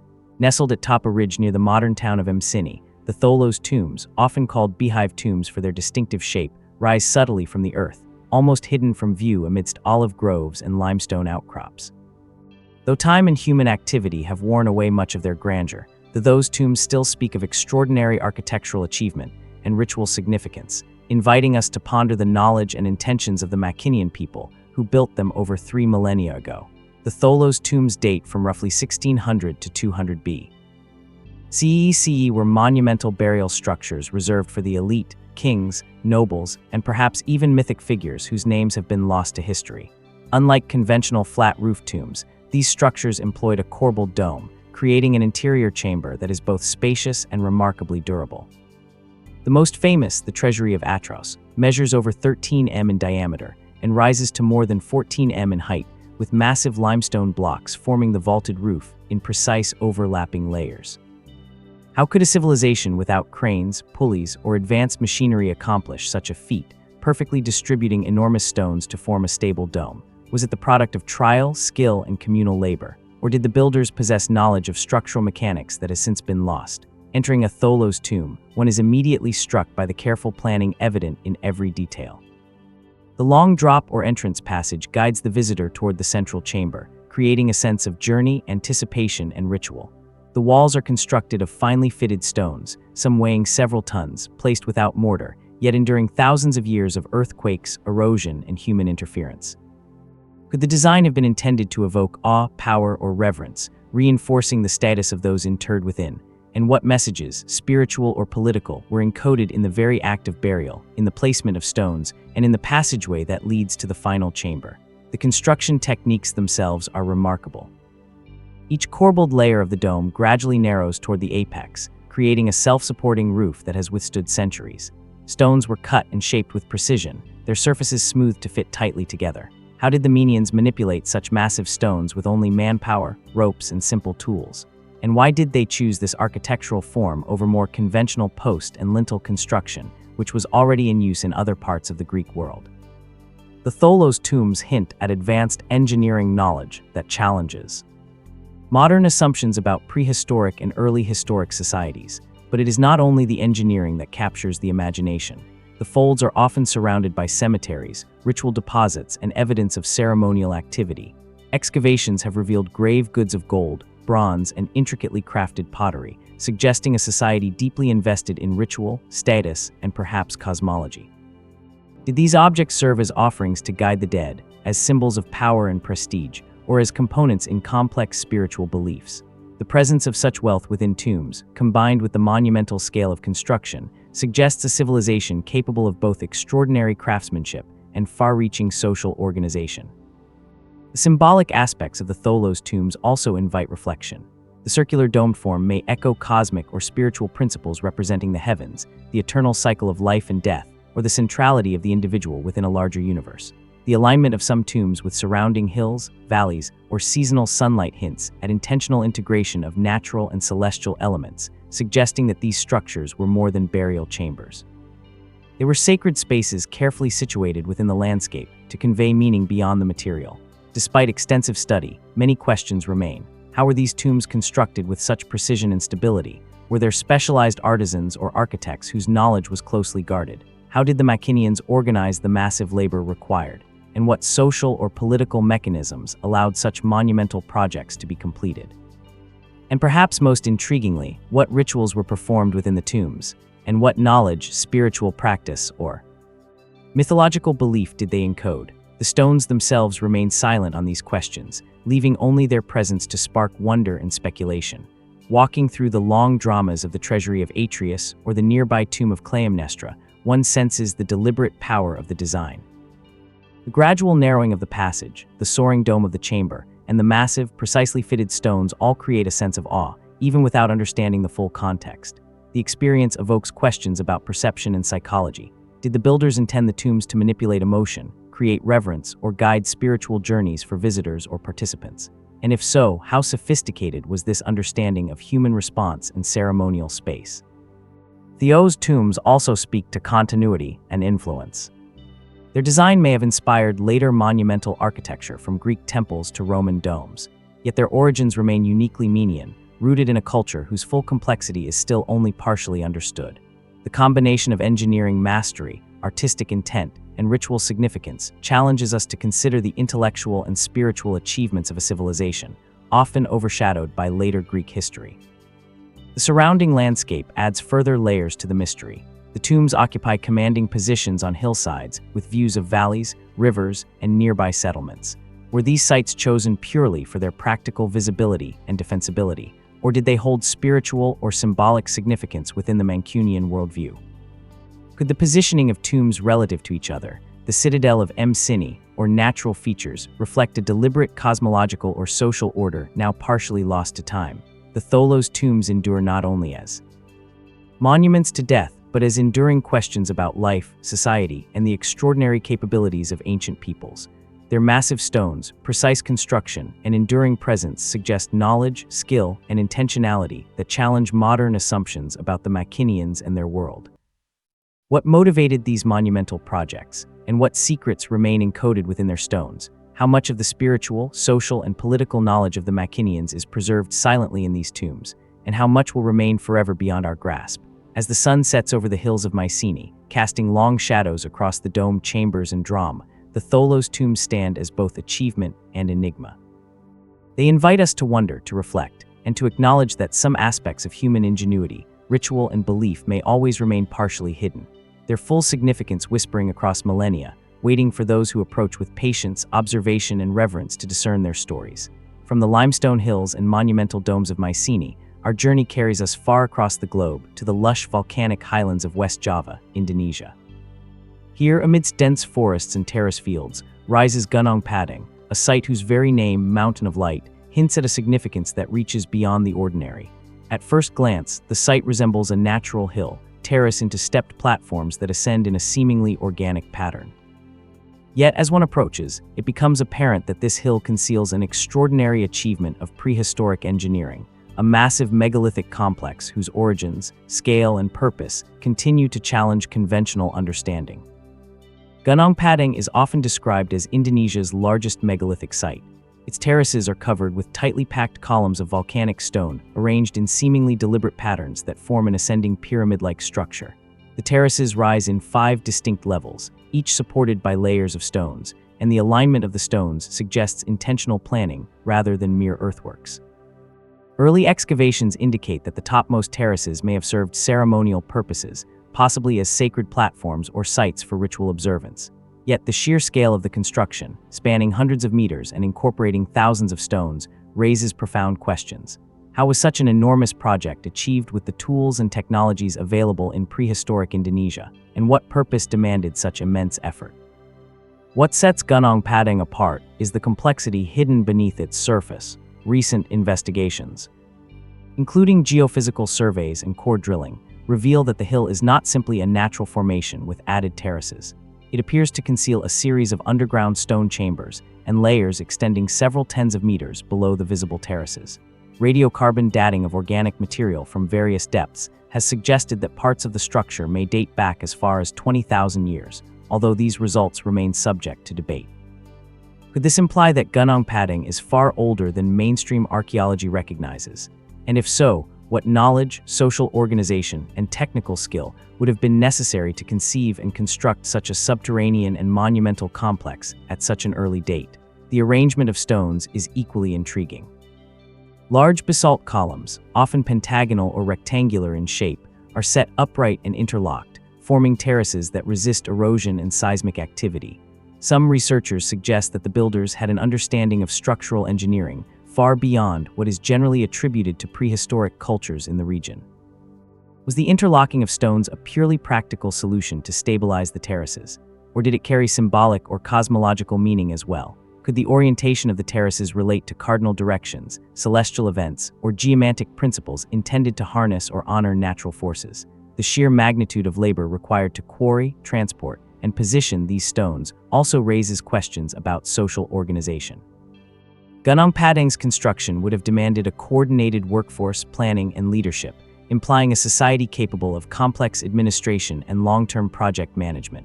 Who organized this work, and for what purpose? Was it a religious elite, a ruler, or a communal effort undertaken over generations? And what cultural or spiritual imperatives justified the extraordinary time and energy devoted to building a site that dwarfs most contemporaneous structures across Southeast Asia?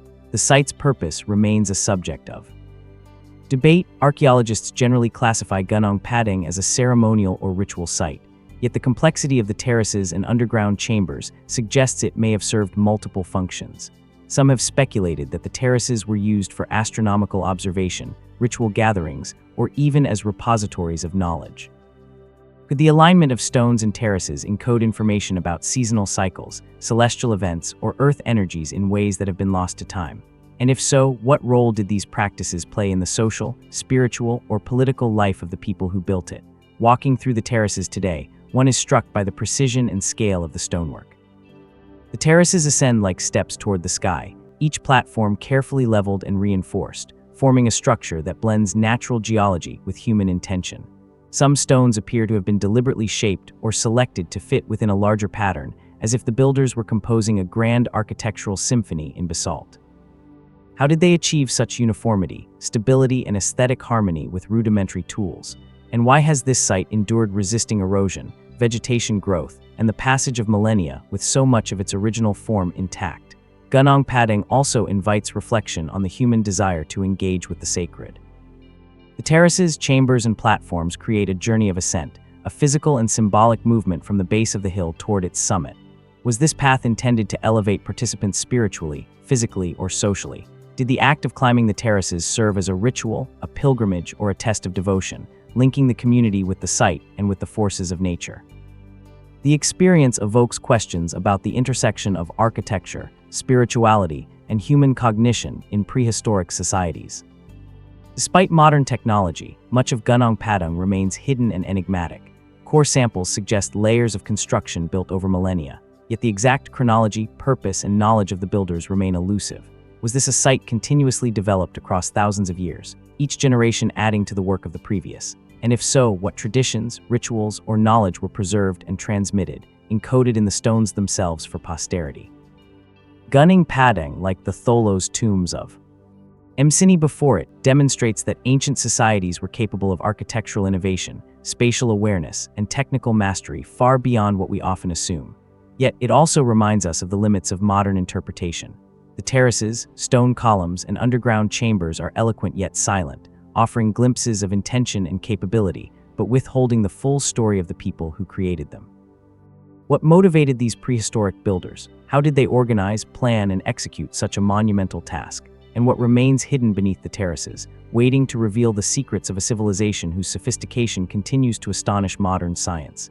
As the sun sets over the volcanic highlands of West Java, casting long shadows across the stone terraces, Gunung Padang stands as both an achievement and an enigma. Its terraces ascend toward the sky, its underground layers stretch into the earth, and its stones whisper of knowledge, ritual, and human ambition that defy simple explanation. What lies beneath the visible terraces? What truths, rituals, or understandings remain locked within the basalt, waiting for patient eyes and careful hands to uncover them? And most importantly, what does Gunung Padang reveal about the ingenuity, vision, and determination of humans in a distant and largely forgotten past? From the volcanic terraces of Gunung Padang, the journey carries us across continents and oceans, from the highlands of Indonesia to the rolling savannas of southern Africa. Here, amidst the rugged hills and granite outcrops of modern-day Zimbabwe, rise the enigmatic walls of Great Zimbabwe, an ancient city whose monumental stone architecture continues to intrigue historians, archaeologists, and travelers alike. At first glance, the walls appear as a labyrinth of dry stone constructions, their massive blocks assembled without mortar, curving and weaving across the landscape with a fluidity that suggests both purpose and artistry.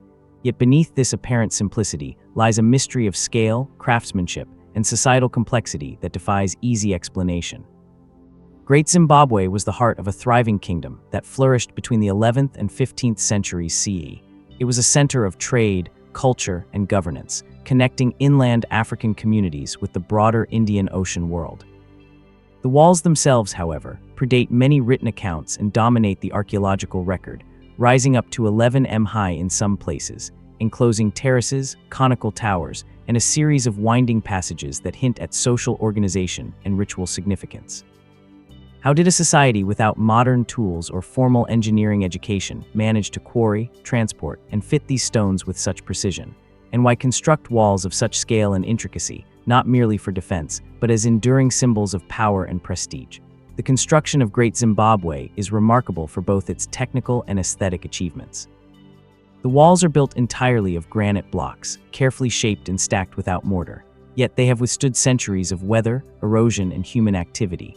The blocks vary in size, yet they fit together with remarkable accuracy, forming continuous curving walls that enclose complex residential and ceremonial areas. Some of the walls feature tapering techniques where the structure narrows subtly toward the top, enhancing stability and visual elegance.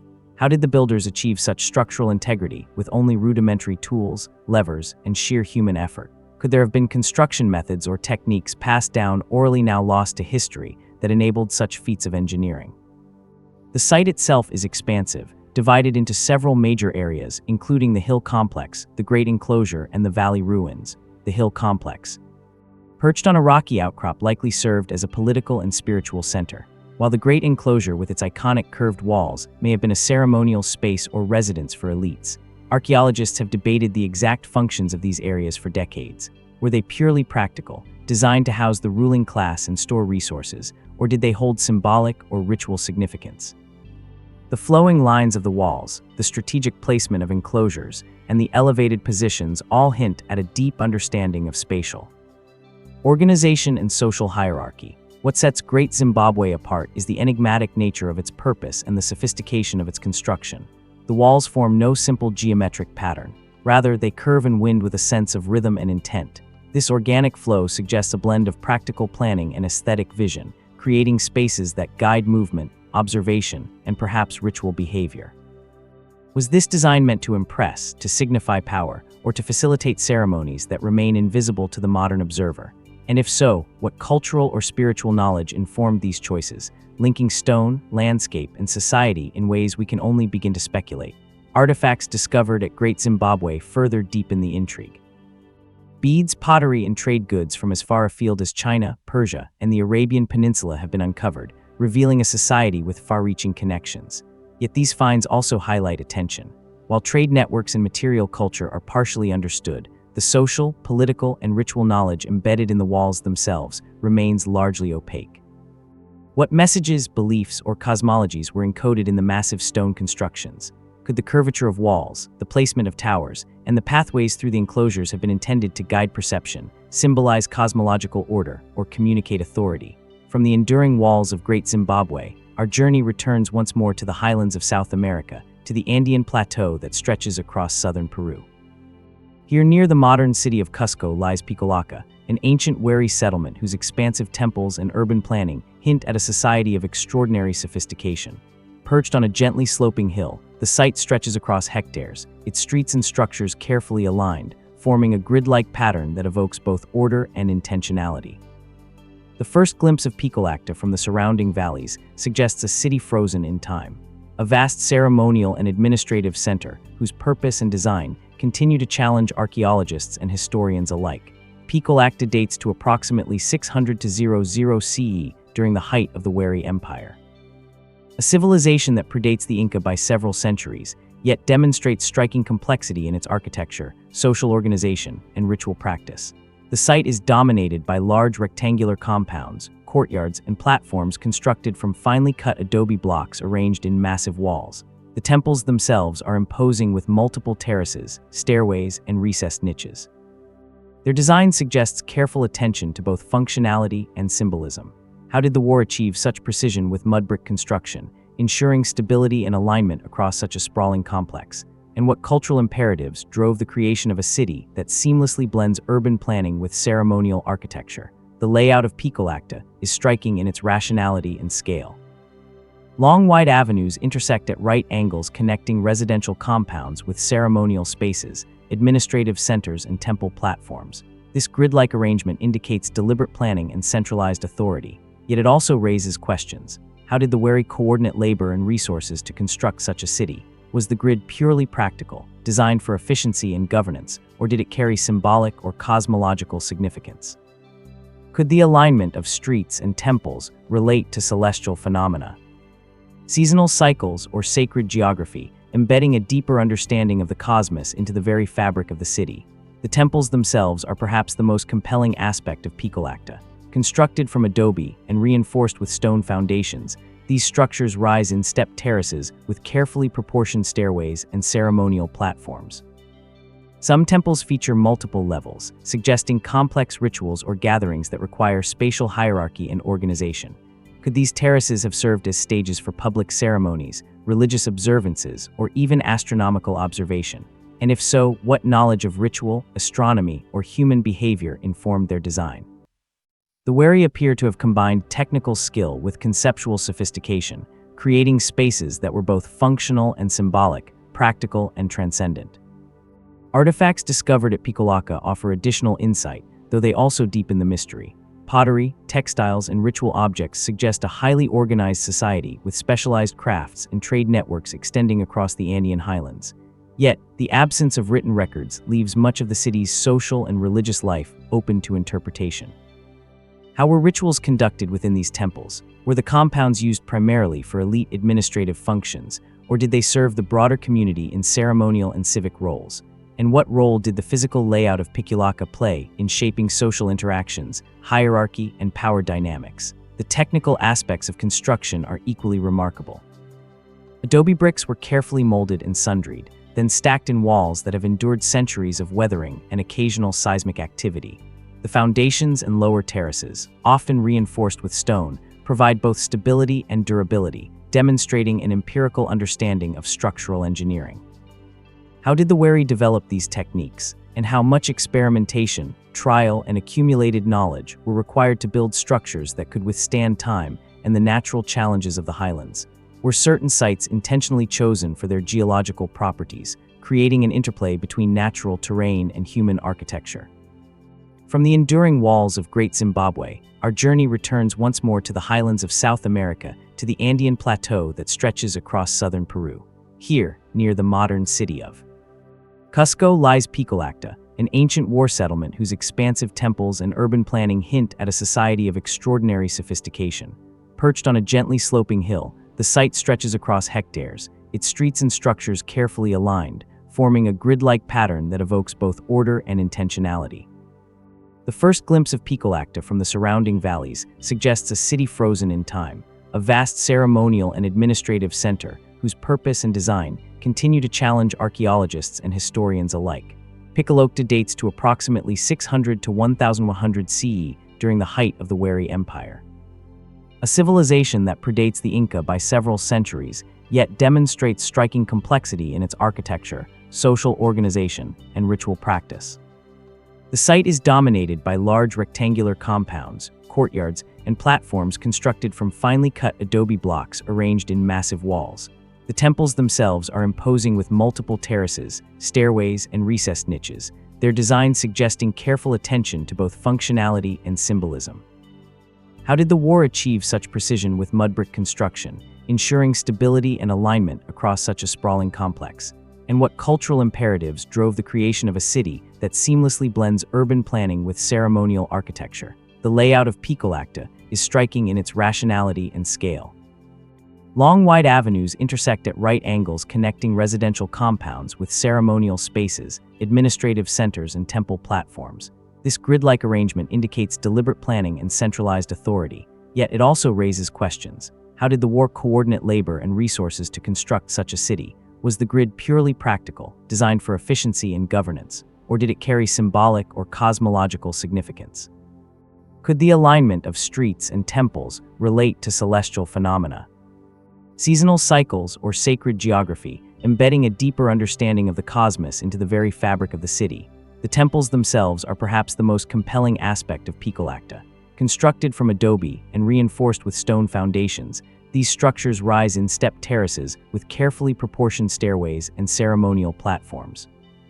Some temples feature multiple levels, suggesting complex rituals or gatherings that require spatial hierarchy and organization.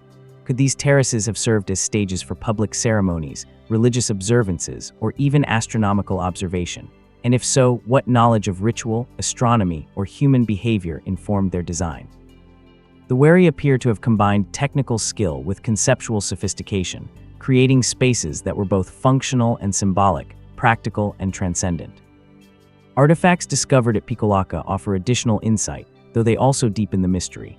Pottery, textiles, and ritual objects suggest a highly organized society with specialized crafts and trade networks extending across the Andean highlands. Yet, the absence of written records leaves much of the city's social and religious life open to interpretation. How were rituals conducted within these temples? Were the compounds used primarily for elite administrative functions, or did they serve the broader community in ceremonial and civic roles? And what role did the physical layout of Pikulaka play in shaping social interactions, hierarchy, and power dynamics? The technical aspects of construction are equally remarkable. Adobe bricks were carefully molded and sundried, then stacked in walls that have endured centuries of weathering and occasional seismic activity. The foundations and lower terraces, often reinforced with stone, provide both stability and durability, demonstrating an empirical understanding of structural engineering. How did the Wari develop these techniques, and how much experimentation, trial, and accumulated knowledge were required to build structures that could withstand time and the natural challenges of the highlands. Were certain sites intentionally chosen for their geological properties, creating an interplay between natural terrain and human architecture. Picolacta's ceremonial spaces further suggest an understanding of the human experience of architecture. Wide courtyards and long avenues create movement and perspective, guiding participants through sequences of arrival, gathering, and ritual performance. The temples themselves, elevated above the surrounding streets, dominate the visual field, reinforcing authority, sacredness, and the connection between the human and divine. Could the Wari have intentionally designed these spatial experiences to convey power, inspire awe, or guide spiritual engagement? And if so, what does this reveal about their knowledge of perception, psychology, and the symbolic potential of architecture? The scale of the city implies a society capable of advanced planning, administration, and social coordination. Hundreds of workers would have been required to mold, transport, and assemble adobe bricks, maintain water supply, and organize labor for ceremonial spaces. What structures of leadership, governance, or ritual authority enabled the construction and maintenance of such a complex urban environment? And how were technical, ceremonial, and artistic knowledge transmitted across generations to ensure continuity in building practice and urban organization? The relationship between Picolacta and the surrounding landscape adds another layer of intrigue. The city occupies a hill that dominates the valley floor, providing views of distant mountains, rivers, and trade routes. Such positioning could have been practical for defense and observation, yet it also hints at symbolic significance. Did the Wari perceive their city as a microcosm linking human activity with sacred mountains, rivers, and celestial phenomena? And if so, how much of this knowledge was encoded in the layout, orientation, and dimensions of temples, courtyards, and avenues? Walking through the ruins today, one is struck by the clarity of the city's organization and the intentionality of its architecture. Despite the erosion of time, the streets, walls, and terraces evoke a society that valued order, hierarchy, and ritual. Yet so much remains elusive. The precise nature of the ceremonies conducted within the temples, the social and political functions of the urban grid, and the symbolic meanings encoded in the very placement of stones. What stories, beliefs, and knowledge were embedded in Picolacta's design, waiting for those with patience and insight to uncover them? Piccolo acts like Great Zimbabwe and Gunung Padang before it demonstrates that ancient civilizations were capable of combining technical skill, social organization, and symbolic sophistication in ways that challenge modern assumptions. Its walls, terraces, and temples endure as both achievement and enigma, offering glimpses into a society that navigated the practical and spiritual realms with equal attention and care. And yet, the city remains incomplete to our understanding, its full significance obscured by the passage of time, cultural loss, and the absence of written records. As the Andean sun casts long shadows across the adobe terraces and temple platforms, Picolacta stands as a silent witness to human ingenuity, ritual practice, and social complexity. Its streets and temples beckon us to consider the knowledge, intention, and belief systems of the war civilization. How were rituals performed within these sacred spaces? What principles guided the layout of streets, terraces, and ceremonial platforms? And what secrets remain buried beneath the adobe, waiting for patient observation, careful excavation, and thoughtful interpretation to reveal the full depth of this ancient city? Picolacta invites us to reflect on the enduring mystery of human civilization, the drive to construct, organize, and ritualize space in ways that are both functional and transcendent. Its terraces and temples whisper across centuries, hinting at knowledge, belief, and social complexity that remain partially hidden, challenging us to look deeper, ask questions, and appreciate the sophistication of a society whose stones continue to shape understanding of the past and the mysteries it still holds. From the meticulously planned streets and towering temples of Picolacta, we turn our gaze northward across continents and oceans to the rolling landscapes of southern England. Here in Wiltshire lies a Barry Henge, a prehistoric monument that dominates the countryside with an enigmatic presence. Viewed from above, the site reveals a vast circular earthwork enclosing hundreds of standing stones arranged in geometric patterns, whose scale and ambition rival even the most monumental constructions of the ancient world. At first glance, the stones appear scattered, yet closer inspection reveals a deliberate arrangement, a harmony of mass, space, and form that invites contemplation, reflection, and awe. Avebury Henge dates to around 2600 BCE, making it roughly contemporaneous with the construction of Stonehenge. Yet its scale surpasses many other changes. The outer ditch stretches more than 330 m in diameter, encircling a vast ring of massive stones, some reaching heights of over 6 m. Within this outer circle lie smaller stone circles, avenues and alignments that suggest an intricate understanding of geometry, measurement, and landscape integration. How did a society without written records or modern engineering tools conceive of such a design? And why dedicate immense effort to moving and erecting stones of such size, some weighing more than 40 tons, without clear defensive or practical purpose? The construction techniques at Unveil remain a subject of fascination. The stones, many of local sarsen, were quarried, transported, and erected using methods that are still debated today. Ropes, levers, wooden sledges, and coordinated labor may have been employed, but the sheer scale of the project suggests a level of planning and organization that challenges conventional assumptions about Neolithic communities. How were these massive stones moved across the terrain, and what knowledge of physics and leverage did the builders possess, even if conveyed only through trial, experience, and oral tradition? Unveil's purpose, like its construction, remains elusive.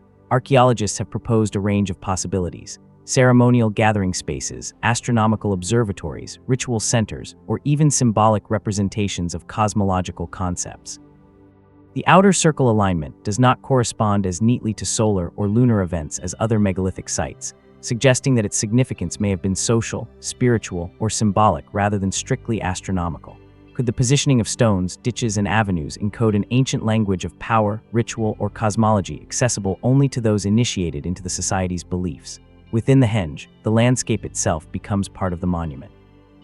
The earthwork rises from gently undulating fields, commanding views across the surrounding valley and connecting visually to natural features such as riverbends and hills. Was the henge designed to integrate human construction with the environment, creating a dialogue between the sacred and the natural? Could the outer ditch and bank enclosing the standing stones have symbolized a boundary between ordinary and sacred space, a transition into a realm of ritual and reflection? And if so, what rites, observances, or ceremonies took place within this defined perimeter? Unveil also reveals traces of habitation, activity, and ritual deposits. Excavations have uncovered pottery, flint tools, and evidence of fires, suggesting that people gathered here for extended periods. Some stones bear cup marks and carvings and enigmatic signs whose meanings remain uncertain.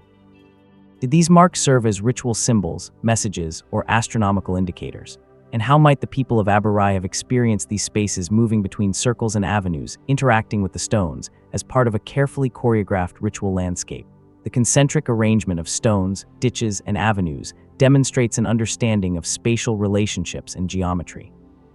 The outer circle is punctuated by gaps that appear intentional, providing entrances aligned with particular axes or features of the landscape. The inner circles create chambers and focal points, suggesting deliberate organization of movement and observation. Could these arrangements have been designed to guide participants' experiences, to mark social or spiritual hierarchies, or to encode knowledge about cosmology, time, or the cycles of nature? And if so, how much of that knowledge is now lost, obscured by millennia of erosion, farming, and human activity? The size and effort required to construct also imply a society capable of complex social organization. Hundreds, perhaps thousands of individuals would have needed to coordinate labor, plan logistics, and maintain morale over years or decades of construction. What structures of leadership or ritual authority made such a monumental undertaking possible? Were there specialized artisans or ritual specialists directing the placement of stones? And if so, what knowledge did they possess that was lost to subsequent generations?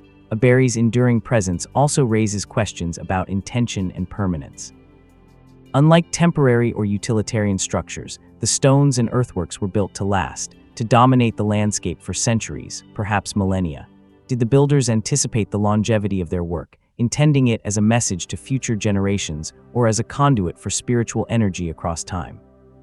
And how much of their knowledge, belief, and purpose is embedded in the very placement of stones, the dimensions of ditches, and the flow of avenues, waiting to be interpreted by those patient enough to study the site closely? As one walks along the outer bank, threading through gaps in the stone circle or ascending the terraces of the central area, the experience evokes both awe and mystery. The sheer scale, the careful arrangement, and the interplay with the surrounding landscape create a powerful sense of intentionality and significance. Yet so much remains uncertain. The exact function of each stone, the meaning of carvings, the rituals performed, and the cosmological understanding that guided construction. Could the henge have served multiple functions simultaneously? Social, ceremonial, political, and spiritual, blurring the boundaries between the practical and the sacred.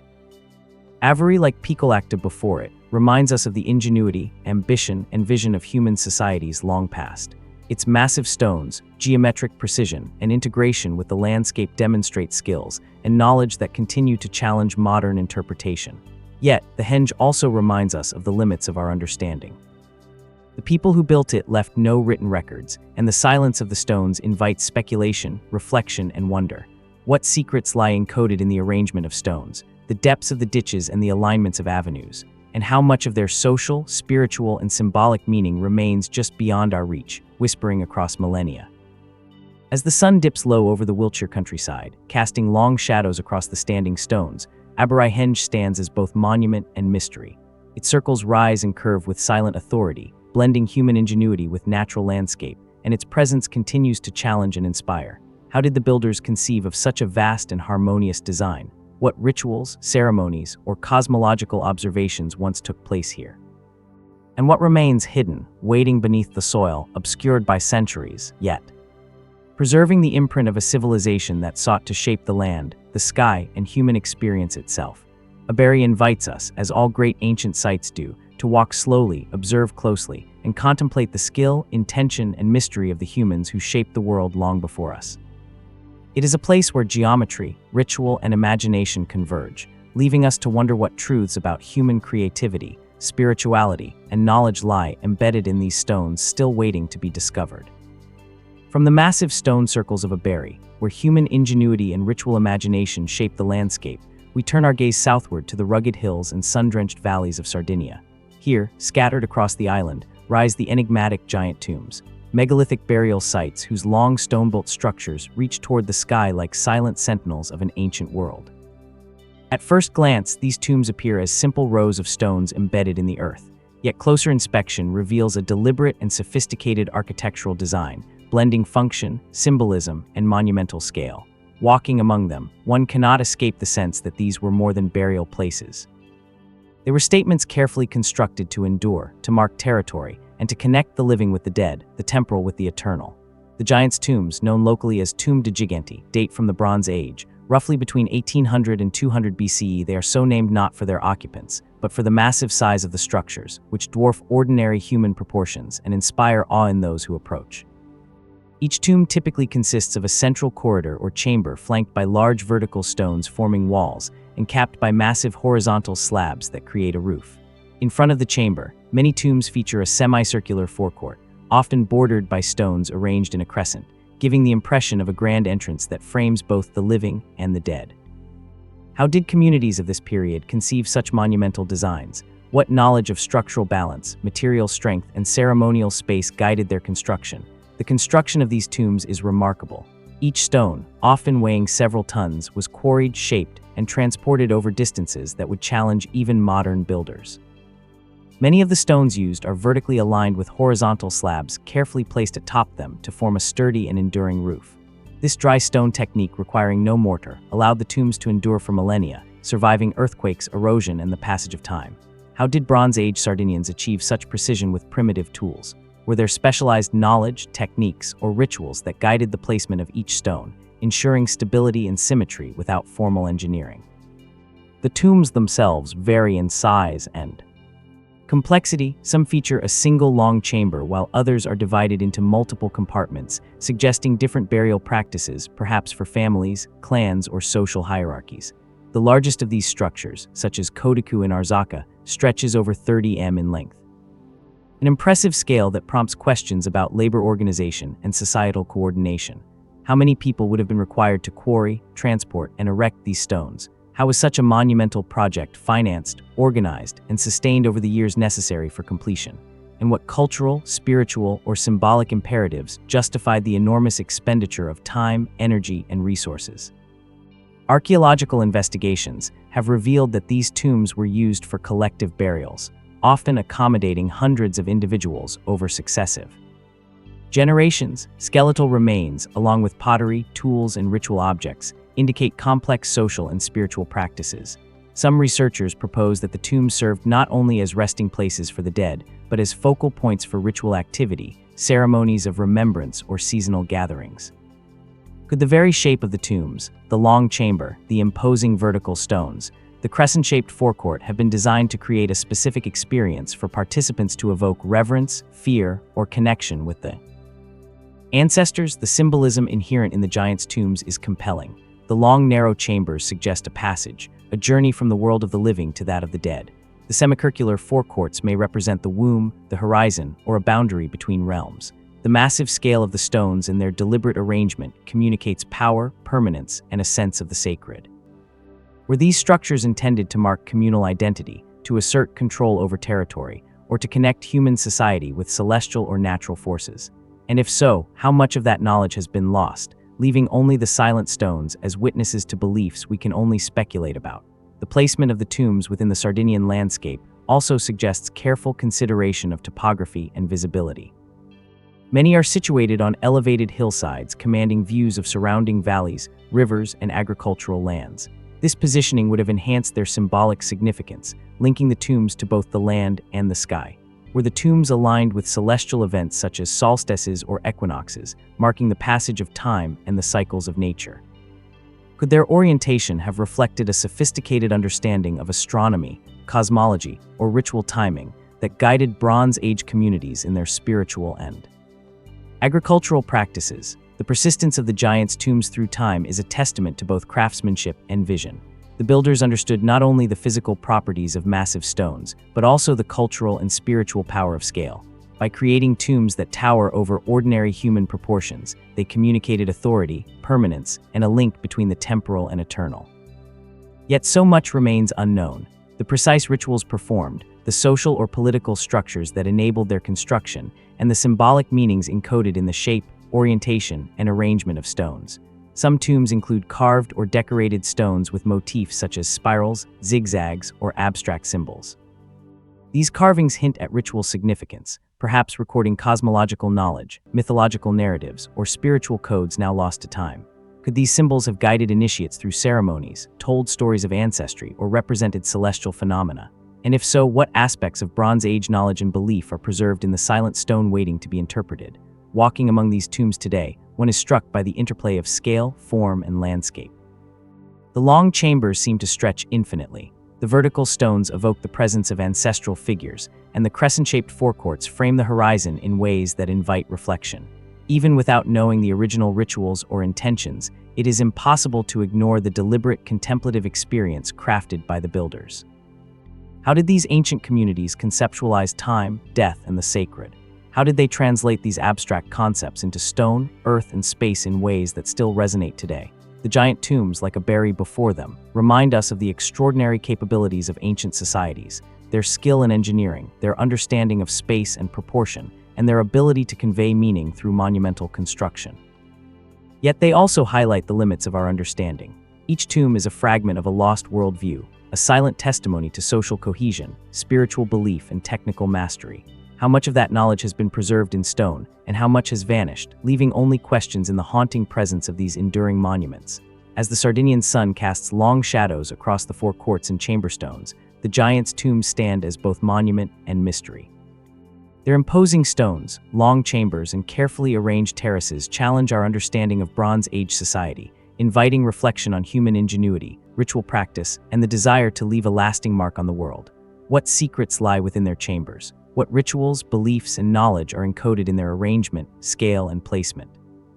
And how much will remain forever beyond our reach, whispering across millennia, waiting for those who approach with patience, observation, and reverence to discern their stories? The giants' tombs, like all the sites we have explored, compel us to recognize the depth, skill, and imagination of ancient civilizations.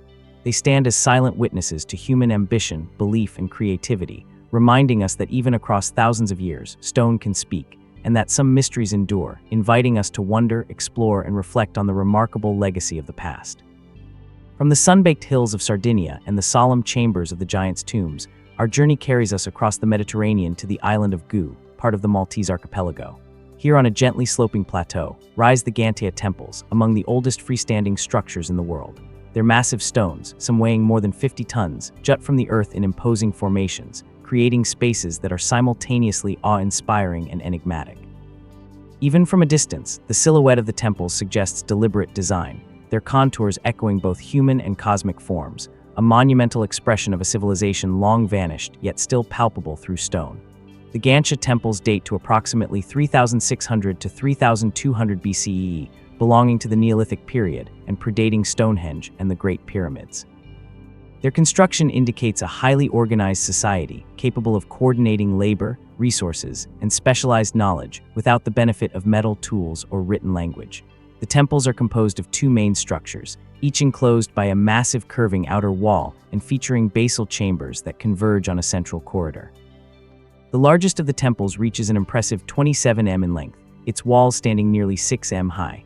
How did Neolithic builders conceptualize and execute such monumental designs? And what social, spiritual, or symbolic imperatives compelled them to move such colossal stones across the island's terrain? The very stones of Gansha provoke questions. The builders quarried megaliths from local limestone outcrops, shaping and transporting them using methods that remain largely speculative. Some theories suggest the use of wooden rollers, sledges, and coordinated manpower, but the sheer scale and precision hint at techniques or knowledge that may have been lost to time. How did these communities calculate weight, leverage, and placement to ensure stability? Was there an empirical understanding of structural forces passed down orally across generations that allowed these enormous blocks to be arranged with enduring precision? The internal layout of the temple suggests a highly intentional design, a series of bases radiating from a central corridor, forming chambered spaces that may have served ritualistic, ceremonial, or communal functions. Some bases are filled with carefully arranged altars or platforms, suggesting that offerings, ceremonies, or rites were conducted here. Could these chambers have been designed to manipulate light, sound, or movement within the temple, guiding the sensory and emotional experience of participants? How did the interplay of space and ritual reinforce social cohesion, spiritual authority, or cosmological understanding? Artifacts found within the temples, including pottery, stone implements, and figurines, suggest a society deeply engaged in ritual and symbolic practice. The presence of fertility symbols, stylized carvings, and objects associated with agricultural cycles points to a worldview in which human, natural, and divine forces were intimately connected. Could the Jija temples have served as both a spiritual hub and a calendar marking seasonal transitions and guiding communal activity? And if so, how sophisticated was this knowledge of celestial and terrestrial cycles encoded in stone long before formal astronomy or written records? The scale and orientation of the temples hint at an awareness of their surrounding landscape. Positioned on a plateau overlooking valleys and coastal plains, the temples command views of distant horizons, creating a dialogue between human construction and natural features. Some researchers propose alignments with solstitial sunrise and sunset points, suggesting that the builders may have integrated cosmological observation into the design. Could the temples have functioned as both ceremonial centers and observatories where stone, light, and horizon converge to mark the rhythms of time and life itself? The very name Gansha evokes the sense of awe and mystery surrounding the site derived from the Maltese word for giant. Local legend attributes the construction to giants, as the enormity of the stones seemed beyond the capability of ordinary humans. While such tales belong to folklore, they underscore a fundamental truth.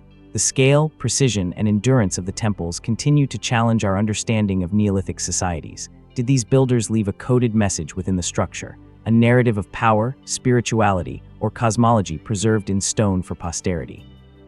And what knowledge, skill, or ritual experience has been lost to the millennia, leaving only speculation and silent testimony? The construction of Gansha would have required not only technical skill, but sophisticated social organization. Coordinating labor to transport and erect enormous stones while maintaining the social, political, and ritual structures necessary to support such monumental work implies a complex society with leadership, planning, and shared purpose. Were there specialized builders, spiritual leaders, or architects guiding construction? And how did these roles emerge and evolve in a society without written records, relying instead on oral knowledge and communal experience? Equally intriguing is the integration of the human body and perception into the design. The apses, corridors, and platforms suggest spaces intentionally scaled to human movement, sightlines, and ceremony. The careful alignment of entrances, walls, and interior spaces may have created a choreography of interaction where participants were guided, observed, or transformed by the architecture itself. Could these subtle manipulations of space reflect an understanding of human psychology, ceremonial practice, or sacred geometry that we are only beginning to appreciate? The The temples also resonate with a sense of continuity and ritual memory. Built over generations, they likely served as central places for repeated ceremonies, seasonal gatherings, and rites of passage. Their enduring presence allowed knowledge, belief, and tradition to persist across centuries, anchoring communal identity in stone. Yet their precise function remains uncertain. Were they primarily sites of religious devotion, centers of political authority, or markers of territorial and social identity? Perhaps like many ancient sites, they were all of these simultaneously, a fusion of practical, spiritual, and symbolic imperatives. Walking among the massive stones of Gancha today, one feels both the weight of history and the enigma of human intention. Each monolith, carefully placed and enduring, carries traces of labor, belief, and knowledge that transcend time. The surrounding landscape, the orientation of the bases, the arrangement of corridors, and the presence of ritual artifacts all hint at a civilization whose understanding of space, material, and spirituality was remarkably sophisticated. And yet the full story of the Gancha builders remains just out of reach, a tantalizing mystery whispered by stone and earth. Gancha, like the giants' tombs and Abarai Henge before it, exemplifies the extraordinary capabilities of early human societies, their ingenuity in construction, their social organization, and their vision for creating spaces that endure both physically and symbolically.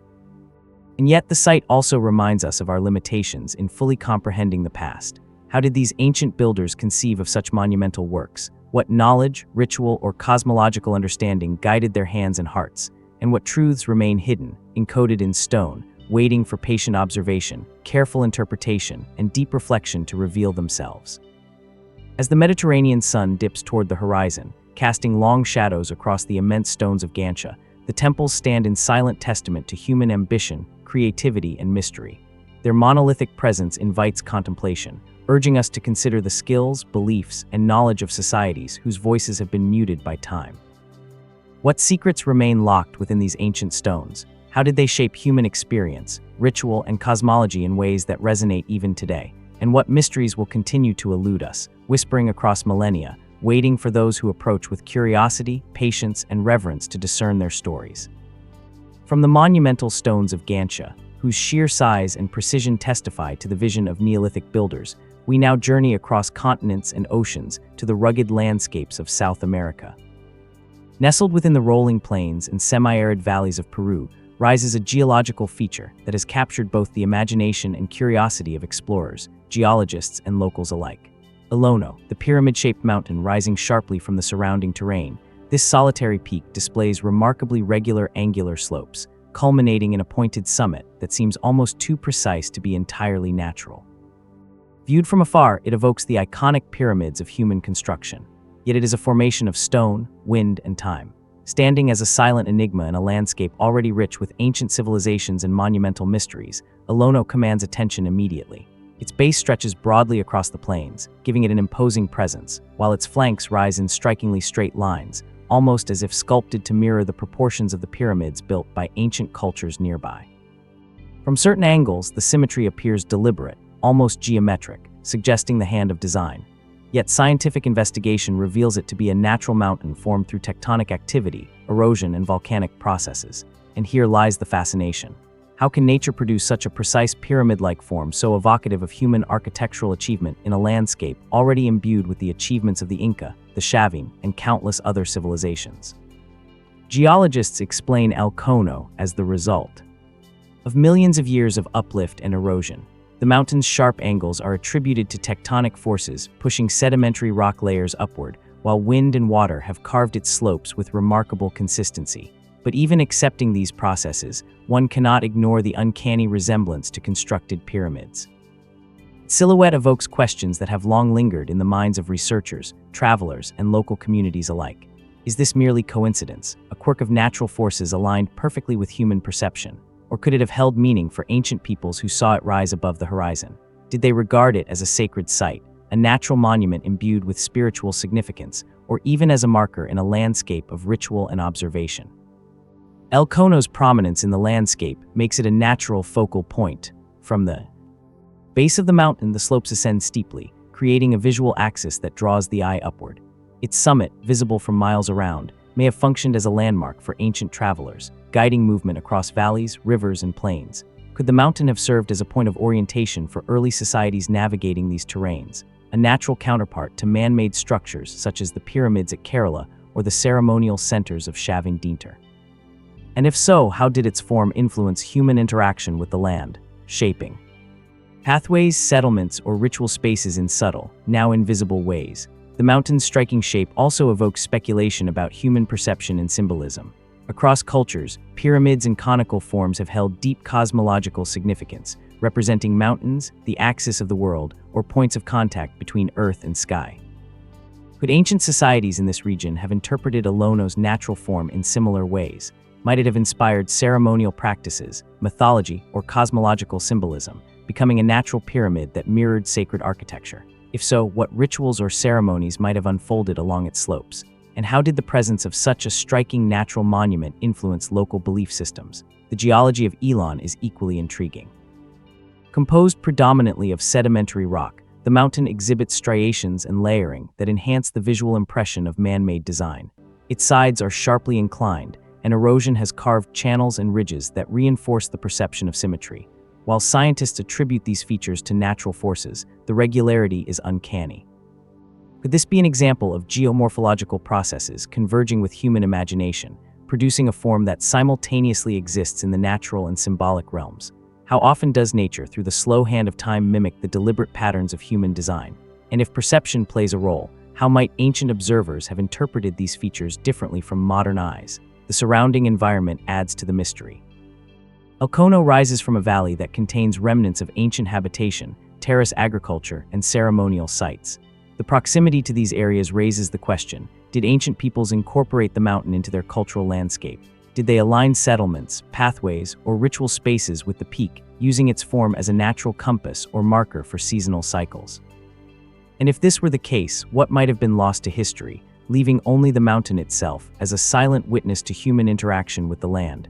Modern exploration has focused not only on geological study, but also on the mountain's potential spiritual and symbolic dimensions. Pilgrimages, myths, and local lore suggest that Elkono has long been a site of fascination and reverence. Some claim that unusual acoustics occur along its slopes where wind and terrain create echoes or harmonic resonance. Others note subtle alignments with sunrise or sunset during solstices, though these observations remain speculative. Could these phenomena have been recognized and harnessed by ancient communities? Were these natural features integrated into ceremonial or observational practices, blurring the line between landscape, architecture, and ritual? The enigmatic nature of Olono is heightened by its isolation. Unlike other mountains in the region, which rise more irregularly or are part of continuous ranges, this formation stands distinctly separate, its shape immediately recognizable. Isolation, prominence, and symmetry combine to produce a visual and psychological impact that is difficult to ignore. Did ancient peoples regard Olono as a sacred site precisely because of its singularity? And if so, how might they have encoded their knowledge, ritual practices, or spiritual understanding in the surrounding landscape, creating a network of sacred and functional sites connected by sight lines, pathways, and observation? Even today, Olono continues to challenge interpretation. Satellite imagery, aerial surveys, and geological studies provide data on its composition, slope angles, and formation processes. Yet none of this fully explains the profound sense of purpose and significance it evokes. As with other enigmatic sites we have explored, from Picolacta's terraces to Avabur's stone circles, the mountain's power lies not only in its physical form, but in the questions it provokes. What can we learn about the relationship between natural formations and human perception, between landscape and ritual, between geology and myth? And how did ancient societies experience this place, seeing in its meaning, symbolism, and perhaps even divinity that modern eyes can scarcely perceive? The interplay between Elkono's form and human imagination highlights a recurring theme in the study of ancient sites: the convergence of natural and human-made grandeur. Across the world, societies have been inspired by natural monuments to create architectural marvels, to encode cosmology in stone, and to ritualize space in ways that transcend the ordinary.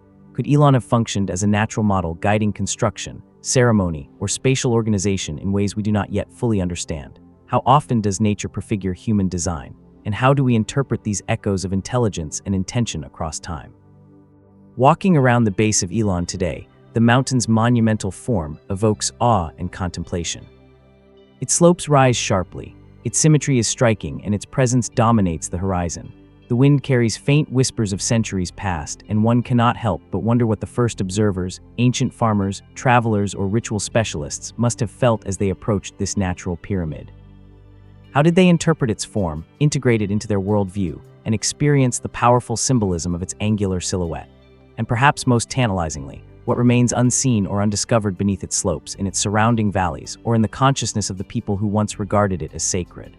Alono, like Gantica, the giant's tombs, and a berry henge before it, reminds us of the complex interplay between nature, human perception, and the creation of meaning. Its pyramid-like silhouette, striking presence, and enduring mystery invite reflection on the ways humans engage with the landscape, interpret the cosmos, and seek connection with forces beyond ordinary experience. And yet the mountain resists simple explanation, leaving questions open. How precisely did natural processes sculpt such a remarkably geometric form? What symbolic or practical significance did it hold for ancient communities? And what truths lie hidden, waiting for patient observation, careful study, and imaginative insight to reveal themselves? Across the centuries, as the sun sets over the Peruvian plains, casting elongated shadows across the slopes of Alono, the mountain stands in silent testimony, part geological wonder, part cultural touchstone, part enduring enigma.